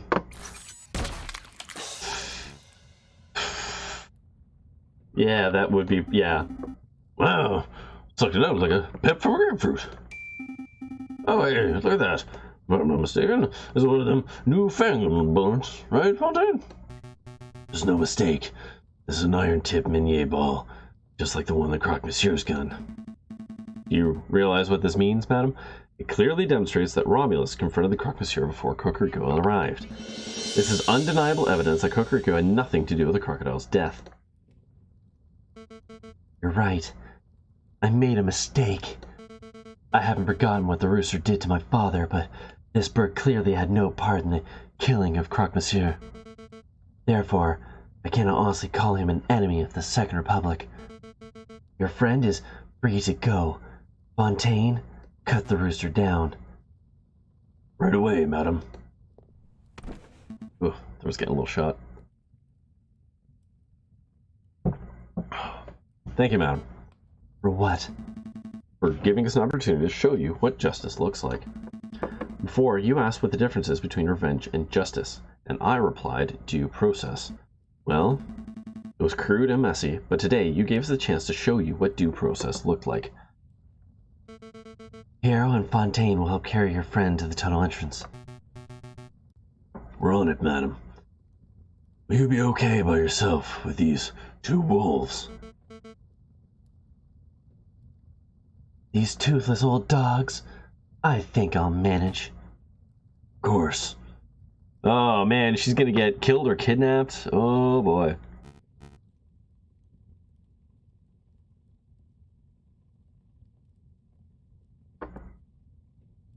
Come on, brother, to your feet. So, cultists. Cultist is such a strong word. Listen, mademoiselle. Don't mademoiselle me.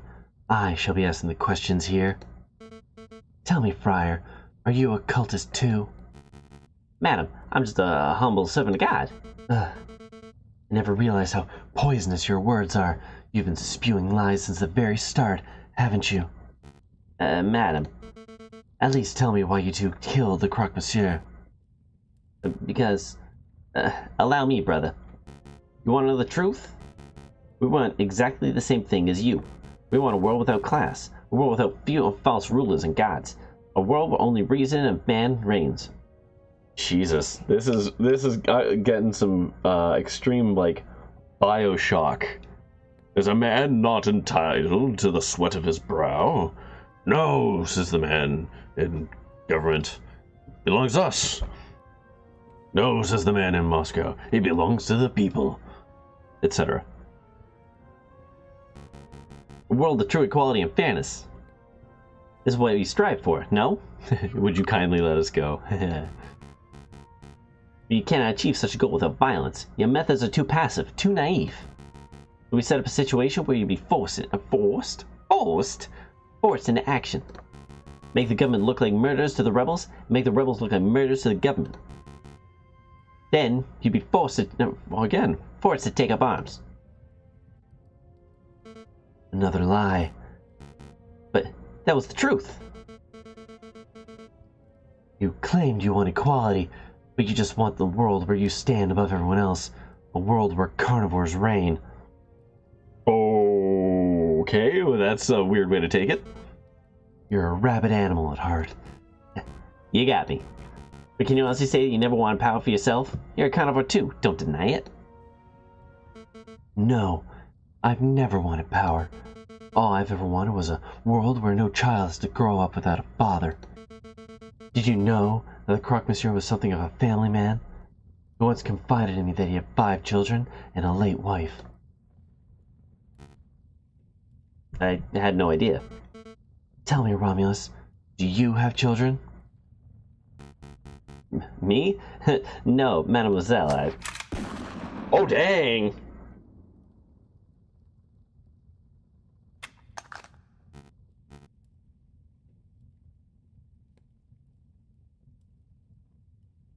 Oh my! Right answer. Brother? As for you, Friar, get out of here. You aren't gonna kill me? I ought to. You're the worst kind of person, a man who will cling to any ideology to claw his way higher. But I know that you weren't the one to pull the trigger on Croque-Monsieur. Maybe there was a Slither? a slither of goodness left to you. Go.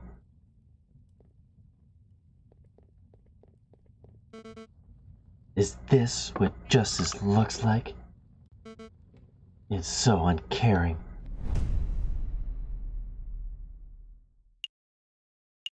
Hooray! Okay. I need to pee again. The problem with this game is I have to lubricate my throat so much by drinking so much goddamn liquid that it has an unfortunate side effect. I'll be right back.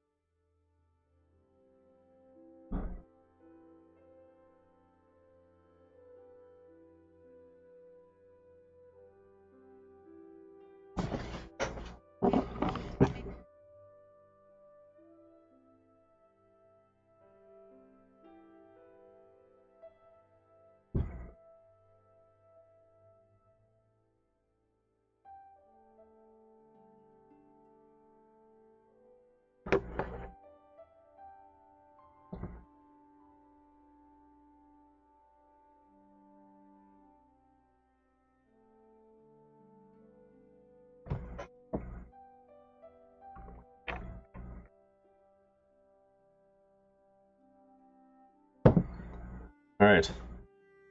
I returned. Upper left. Okay. What time is it? Oh god. 11:20. Oh god. Okay, no, we're doing it. We're getting through this. God damn it. Right after I eat another tiny little Cadbury mini egg. Mini egg thing. Ah.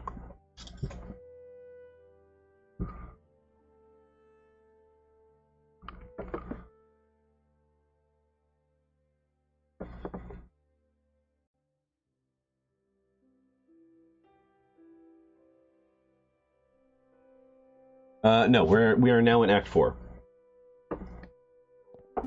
This is literally Act 4. Okay, so much dare than prompted trial yesterday. Those rebels were all like, we're executing this punk mob of justice, blah, blah, blah. But you were all like,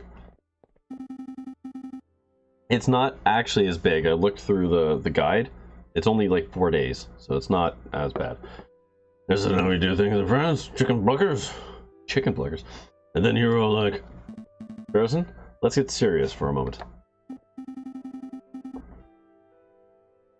Hello, watch. Don't tell me what time it is. yes, just pulled off the craziest lawyering move in the history of French law. You should be celebrating. We don't have time to pull out the champagne. Didn't you see the anger in the rebels' eyes? Didn't you feel the tension in the air? We're just days away from the violence breaking out onto the streets.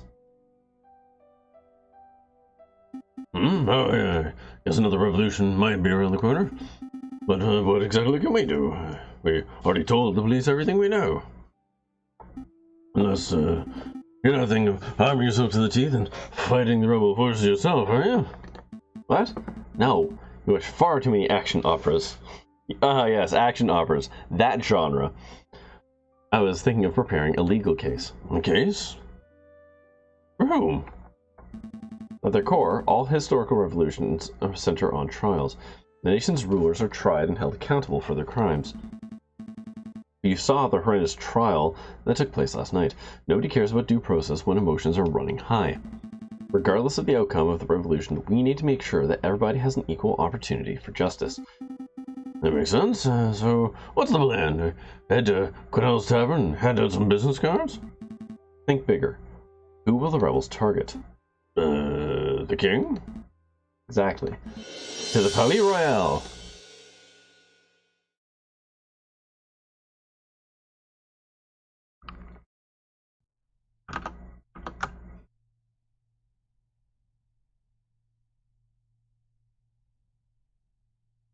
Okay. Let's do this. Falcon and Sparrowson rushed to the Palais Royal and to arrange a private audience with the king. After filling a pile of forms, the two are led to a waiting area. Are you here to see the king? That's right. Okay. Take a number and wait to be called. Take a number. Yep. Just wait your turn. Whoa.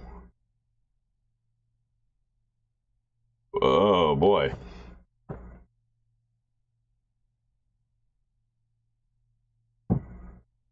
More fools who have come to see the king. Let me guess, lawyers. That's right. How did you... And you? You're the Prime Minister. Monsieur Gazot. I probably shouldn't be putting a Russian accent on him, but it's too late now. Oh, wow. You're right, Sparrowson. It's an honor to meet you, Prime Minister. Spare the formalities. You two are here to offer the king legal aid, aren't you? Yep. We're going to offer him assistance for the upcoming rebellion. Let me give you a word of advice. Don't bother. Excuse me? The king doesn't take kindly to any form of criticism. He buries his head so far in the sand that one could swear he is an ostrich. One would think that the 7 assassination attempts would be enough for a man to learn he is detested. Oh, with all due respect, Prime Minister, I think the King of France is mature enough to not let his ego get in the way of his senses. What? When has any king anywhere in Europe put their ego aside to think rationally?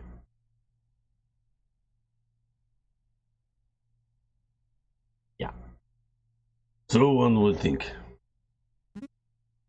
24. That's us. It was a pleasure meeting you, monsieur. Good luck. You'll need it. 24. Calling number 24. Good day, Your Majesty. What was this honkin' dude's voice?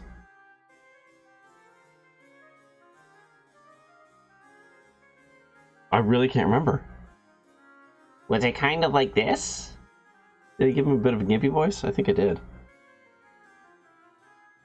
Good day, messieurs. Can I help you with something? Oh no, yeah, he was Quark. Yeah, no, he was the Grand Nagus. Oh, I probably should have prepared a speech beforehand. That would have been smart, huh? Just wing it. Right, let's see. How to start.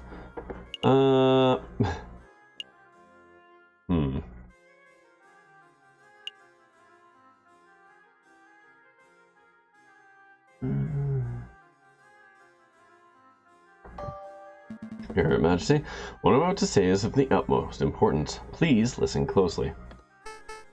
Okay, I'm listening. Merit's about to go down. You know what? Yes. Across the whole city, everyone of every class is getting angry. Merit's about to go down, yo. All right. right. Such vile language. You need our help. As lawyers, we believe that we can help guide the flow of conflict. If you accept our help, we can ensure that this whole event will blow over with minimum casualties. No public executions, no fires and explosions, a revolution without revolution. I think I understand. You do? I understand that you're a pair of con artists attempting to screw a self-made bourgeois out of his hard-earned cash. You have some nerve to even imply that my people hate me. I'm the Citizen King. I'm beloved by all. Yeah, beloved kings tend to experience fewer assassination attempts. Beck, have these two crooks thrown in jail. Maybe that'll teach them a thing or two about respect. Right away, Your Majesty. Can't be serious.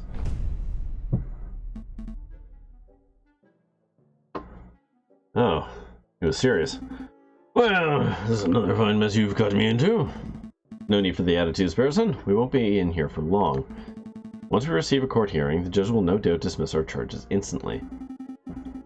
How long will it take for us to get a court hearing? Tell me that, Monsieur Smarty Pants. A week or so, I'm guessing. I can see why that might be a problem. The revolution could be in full swing by then. What to do, what to do. We could try escaping. Don't be ridiculous. Nobody's ever escaped from the conciergerie before. But nobody has ever locked the genius Sparrowson and his witty lackey Falcon in the same jail cell before. It's an absurd suggestion. Got any better ideas? Alright, sure. Let's Oceans 2 this. Fantastic.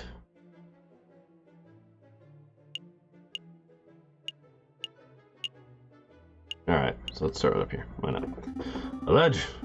Give me a leg up, and I can grab the shimmy my way over somewhere. Let's be honest, person. Neither of us have the physical prowess to shimmy anywhere. Okay. A fireplace. It's been bricked up, so escaping the chimney isn't an option. There's a bit of scrap metal in this hole. I think it broke off an iron shackle. Could dig through the stone walls of this, see? It's all scratchy. That might actually work if we had a decade or two. That's a maybe on the stone digging scheme. We'll keep it in mind in case the king decides to go Count of Monte Cristo on us. Okay. Look, Falcon, a loose brick. We can wait for a guard to transfer us to someplace, sneak it behind him, and then we get a death sentence for murder. I think not. Let's search a little harder. Okay. There's a little dent here. One of us could hide. Hide? What would that accomplish? Well, the guard would eventually come in and be like, "Where's the other prisoner?" And then we could use that momentary confusion to push him over and escape. You really think an experienced guard would be confused by a prisoner hiding in a little hole in the wall? We can do better. Can we?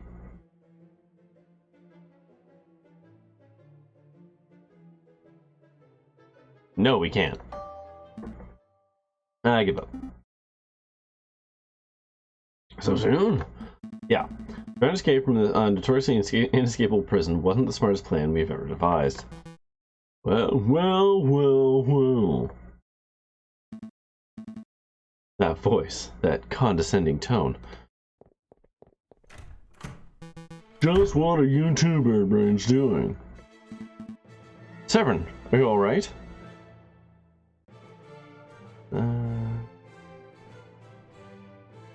Yes, I'm fine.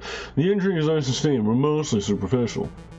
The doctor advised me not to do anything strenuous anytime soon, but he gave me an all clear for return to my job. So tell me, why did I get a memo informing me that J.J. Falcon and Sparrowson were being held on conciergerie for treason? It's all Sparrowson's fault. Naturally. You can both huff butts. I figured that if the revolution is inevitable, then we should do our best to ensure the uprising proceeds in an organized manner. The less bloodshed, the better. Okay, so what did you do? We offered the king our assistance. We said that we would defend him in court, if and when such a need arose. Well, you didn't quite use those words. This isn't the first time the king has had someone in prison for something so pointless. What a pig-headed fool. Consider your charges dropped. Alright, let's get out of here. Hold on. You've caught my interest with this idea of yours. A bloodless revolution? You're absolutely right in that. If the king is captured, the citizens will devolve into an unruly mob of animals. We should prepare a formal trial. No, we should preempt it. You're going to help us? Of course. This isn't a task that can be handled by two birds alone. What do you mean by preempt, Sovereign? We go on the offensive. We charge the king with crimes against the French people before the rebels can even act. We can do that? We can certainly try. I'll start by building a case against the king. My argument will be focused on the king's gluttonous and irrelevant fiscal policies. His lack of commitment to his socio-political promises, his overall ineptitude and irresponsibility on all facets of his duties as a monarchical ruler. It's just all of it. And obviously, his denial of universal suffrage. Obviously. How am I supposed to defend the king from all that? You can't. If you try to argue with logic and facts, this hypothetical trial will inevitably result in a landslide guilty verdict. So I suggest that you take a different approach. Appeal to the king's character. Try to win people's hearts with tales of the beloved Citizen King. He has been called the Citizen King for like 10 years. Just a suggestion. But consider this, you don't need to win the case, you just need to make a strong enough argument that the trial is fair. All that remains is ensuring that the king can be peacefully brought to the courthouse when the protest starts to turn violent. That is a job for the police and royal guard. I'll inform Inspector Varty of our plans so that he can prepare accordingly. At least, I would if I could find him. Inspector Volchi is missing? Apparently. He's taken an informal leave of absence since Wednesday. Hold on, Falcon. One thing eludes me. You probably figured out Inspector Volchi had me perform an investigation into your past. He thought you were the Viridian killer, crazy as it sounds. Well, I'm sorry for doing that.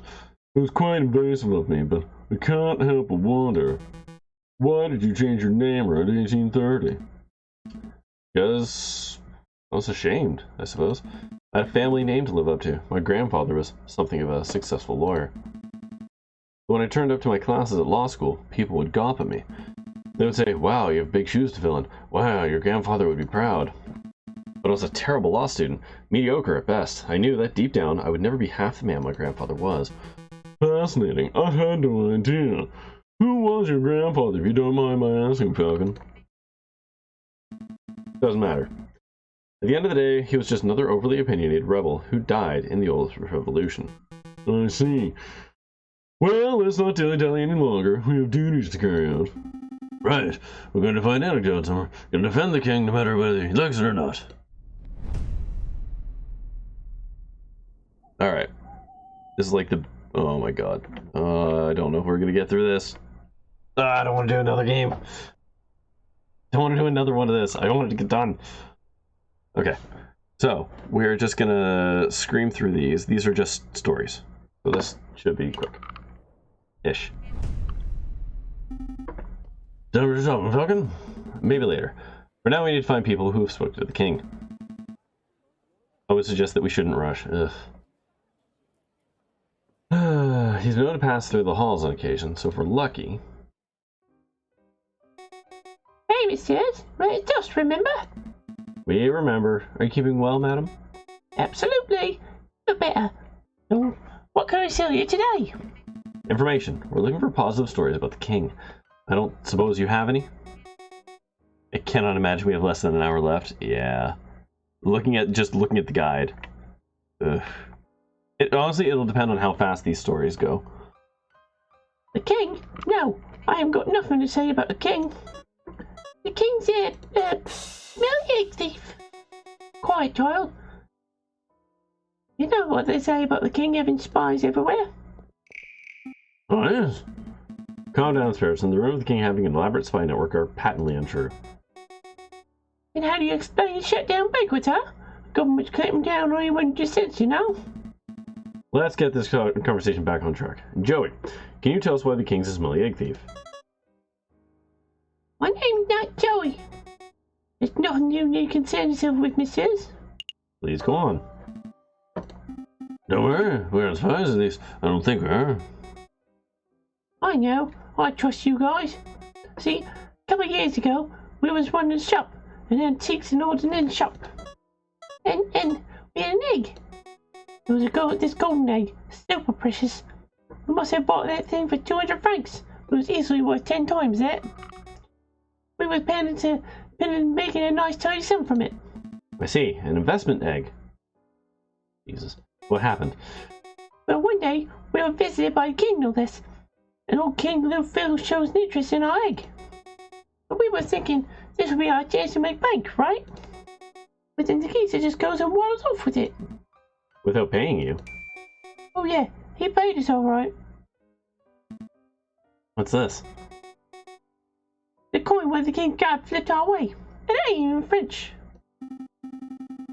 I think it's British. One of those crazy imperial unit coins from a crazy imperial country. I had no idea what the British-French exchange rate is, but can we buy this off of you, madam? But you won't away and keep it. It's worthless to me. Okay. Losing that egg bankrupt us. Put us on the streets. And now we bounce back. Out in Gambia. Better than ever. It's excellent to hear. Anyways, we must take our leave. You've been a huge help, madam. We're going to kick this king's butt and you'll get your egg back. Hold on, we're supposed to be the defense.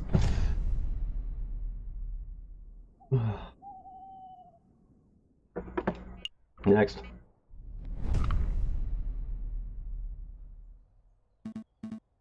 Mr. Kingsley, we need your help. Finally. It's about time someone around here appreciated my skills. Your fishing skills, right? The term is angling, wise guy. This has nothing to do with fishing. Let's cut to the preamble. We're looking for people who have positive stories about the king. Would you happen to have any? Stories, huh? You come to the right guy. I have a whale of a story for you. So, the other day I was fishing and I caught this monster of a catfish. It was 2 meters long, easily. Every guy caught a fish and it was this big. Oh, sure. I drag a 90-kilogram falcon out of the water and everyone buys it. But I claim to catch one big fish and suddenly everyone's a skeptic. Hey, got a point, actually. Please continue your story, Mr. Kingsley. Right. So anyways, the king of all the people happens to be walking by with his entourage. And they all clapped and cheered and came over to see the fish. And then the king says, I'm hungry. Let's cook this fellow up. And then he just walks off with the fish. Can you believe that? Yep. I can't believe that. It seems like something a royal penguin would do. Did you at least get paid for your fish? Oh yes, one of the guards was nice enough to flip me a franc my way. 1 franc! May as well just flip me the bird. No offense. The king supports the local fishing industry. I'm writing this down. I have no idea if the story will be any use to us, but we appreciate your time. Bye-bye. Hey, don't call me a fisherman. Okay, 2 down.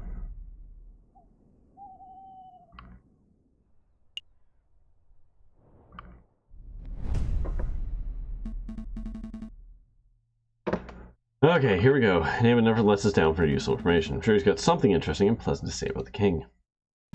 Oh, it's you, missus. Perhaps you'll surprise me today with actually taking out a book.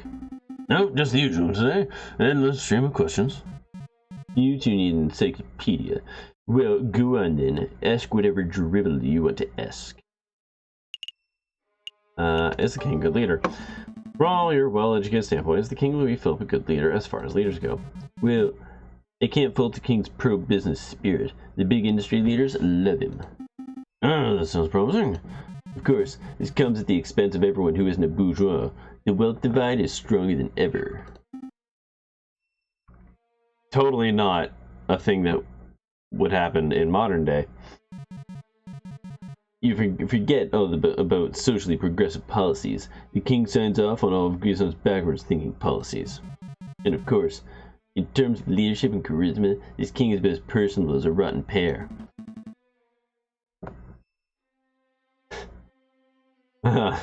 That'll do, monsieur. A simple no would have sufficed. Have you ever met him?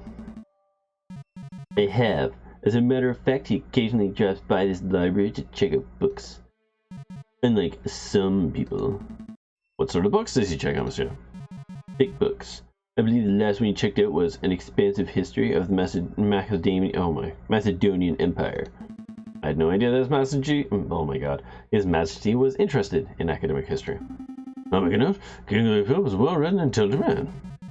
It must be said that the books are usually returned with footprints on the covers. This leads me to believe that the king may just be using them to stand on during speeches. The Macedonian Empire, yes. The Macaronian Empire. Well, we'll leave that part out. No. Bye, you stupid donkey.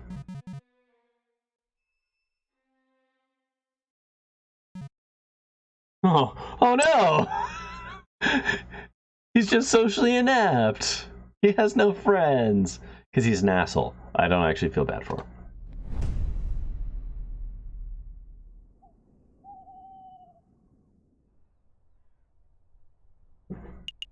Okay, so then to the Appellate Justice.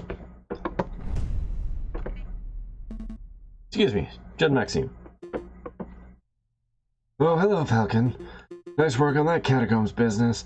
Word's really spread about your impromptu lawyering skills. Really? I'm gaining a reputation? Hey, I hope too. Of course you did, Robbington? Barrison. Right, Sparrington. Judge Maxime, I don't suppose Monsieur Cookery has filled you in on what we've been working on since then. No, he hasn't. How about this? We're planning a trial of sorts.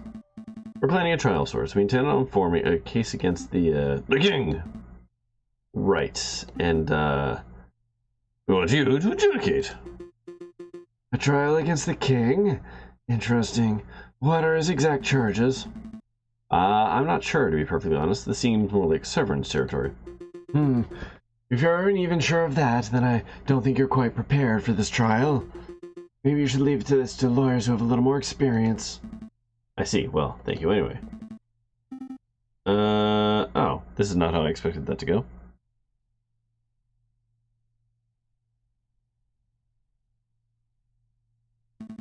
Okay, doesn't matter. Let's focus on building a solid defense case for the king, and we can wing it from there. Maybe we can hold the trial without any judges at all. Just Cocorico, me, and the king in the middle. That's strange. Falcon, you're like your grandfather, and yet you're nothing like him. Wait, you knew my grandfather? Well, I wouldn't say new. I was just a teenager when he was causing havoc in the courtrooms. But of course, I am familiar with his work. Falcon, I find your career choice peculiar. Your grandfather worked so hard to prosecute King Louis VI, and yet here you are, rigorously working to defend your own king. Just like him, you would make an excellent prosecutor. So why did you choose the rocky path of the private defender? Balance. I'm not entirely sure, but I think it's about balance. My grandfather led the way with his prosecutional techniques, but I always wondered where the equality was. Who speaks for the other side? That's an interesting approach. Oh, just look at the time. I'm due back in the courtroom. But before I go, let me just say I would be happy to adjudicate your trial, Falcon. Really? That's fantastic. Thank you, Your Honor. It's no trouble. Show me what the grandson of Maximilian Robespierre is capable of. Robespierre? That's a name. Okay.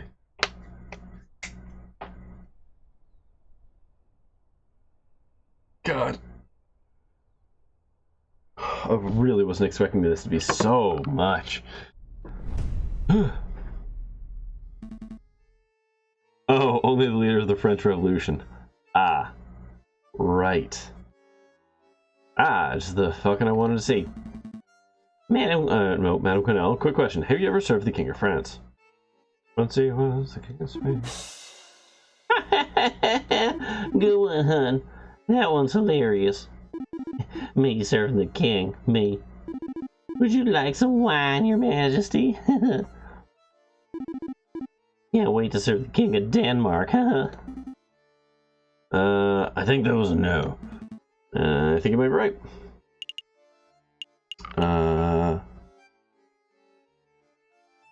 Drinking room. Inspector Vorsey? Hello, Inspector. Falcon! J. Falcon. Yeah? I think I made a mistake. Now, say, you have 2 empty bottles of Russian vodka? Is that mystery how you're still standing? No, listen, this is important. Inspector, maybe we should have this conversation when you're a little more sober. No. Falcon, listen. Falcon, I thought you were the worker. Sorry, the what? The Verdant Killer, the man who injured me in the Joy Rebellion. You thought I was the Verdant Killer. How did you even come to that conclusion? I saw that you changed your name around 1830, and you made an assumption. Wait, is that why you gave Severin the tip-off? Were you trying to lure the animal out of me or something? I'm sorry, Falcon. It was a mistake. You forgive me?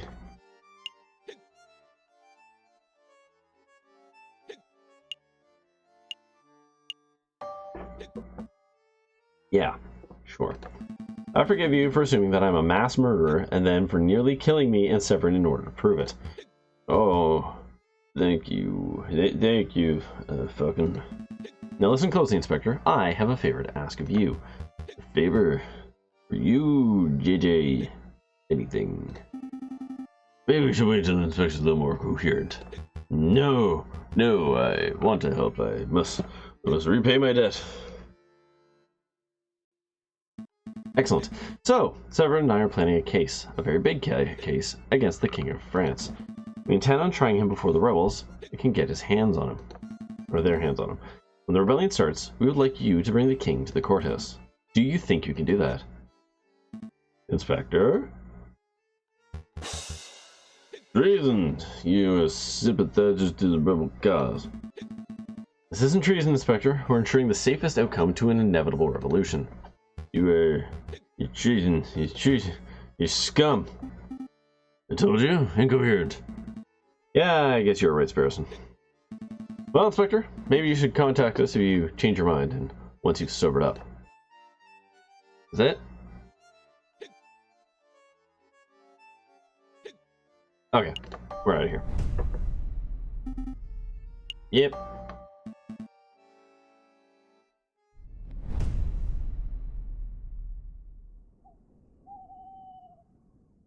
Ugh. Still so much left. Okay, yeah. Last one.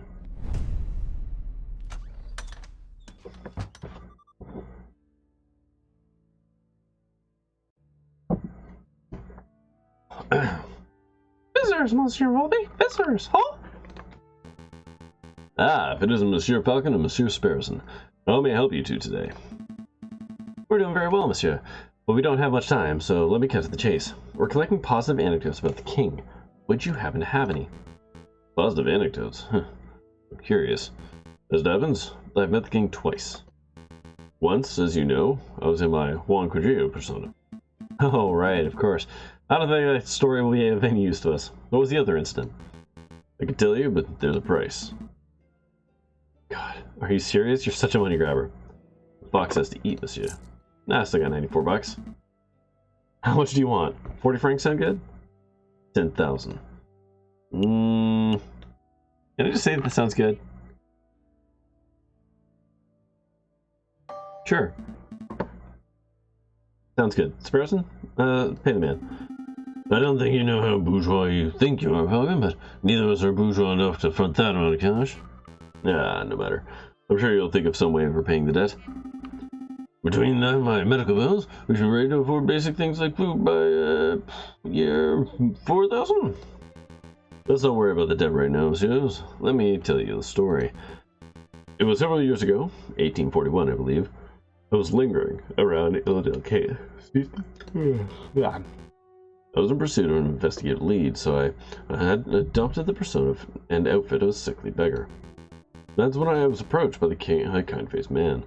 It was the king himself. He took a 20-franc coin out of his pocket. The king gave money to a sick beggar, or at least someone who looked like a sick beggar. That's great, we can use that. I'm not done, monsieur. The king took the coin out and said, I know what it's like to be poor. When I was your age, I only had 1,000 of these to my name. and then he pocketed the coin and left. Yeah, this king is just a not great dude, huh?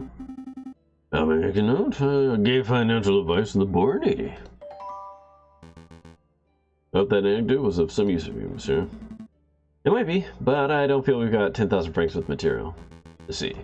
No matter, keep me in mind if you ever see a potential client. We will. Have a pleasant day, monsieur. Okay. I don't think I can... I don't think I have time. Oh. I'm like so close. Alright.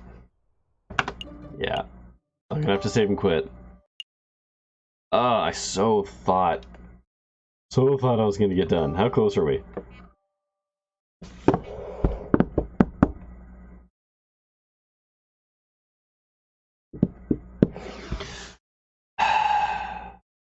Finish this tomorrow, but I have to explore a planet tomorrow. Yeah, I guess I'll just finish this and then start that up. That's fair. Oh, I'm so close. Alright, that's fine. Ugh, we're so close. Alright. You know, it's gonna be a trial. Ha ha ha. Gonna be honest, my throat is a little shot. I don't actually think I could get through it at this point.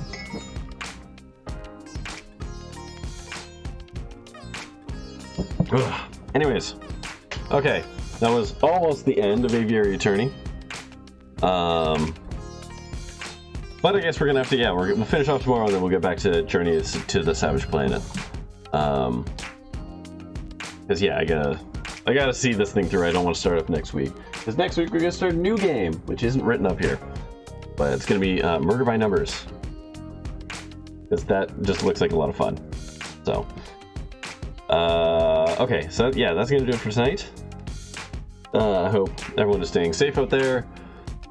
You know, social distancing and, you know, all that good stuff. Yeah, don't really have much to say. Ontario declared a state of emergency, so that's fun. But yeah, you know, take care of yourself, take care of others. Stay home if you can. And if you can't, you know, practice good hygiene stuff and all that jazz. You know, because yeah, it's all about flattening the curve, which I know is like a talking point of the Ontario government, but it is true. That is the medical professional statement, is we're not going to get away from everyone getting infected from this thing at some point, but we just need to slow the rate, that's all. So anyways, good night. And I don't have a screenshot for this stupid thing. It's fine, whatever. Yeah. So we'll be back, we'll be back tomorrow to finish up Aviary Attorney and get back to Journey to the Savage Planet, where I won't need to do voices anymore. Thanks for tuning in, and see you later.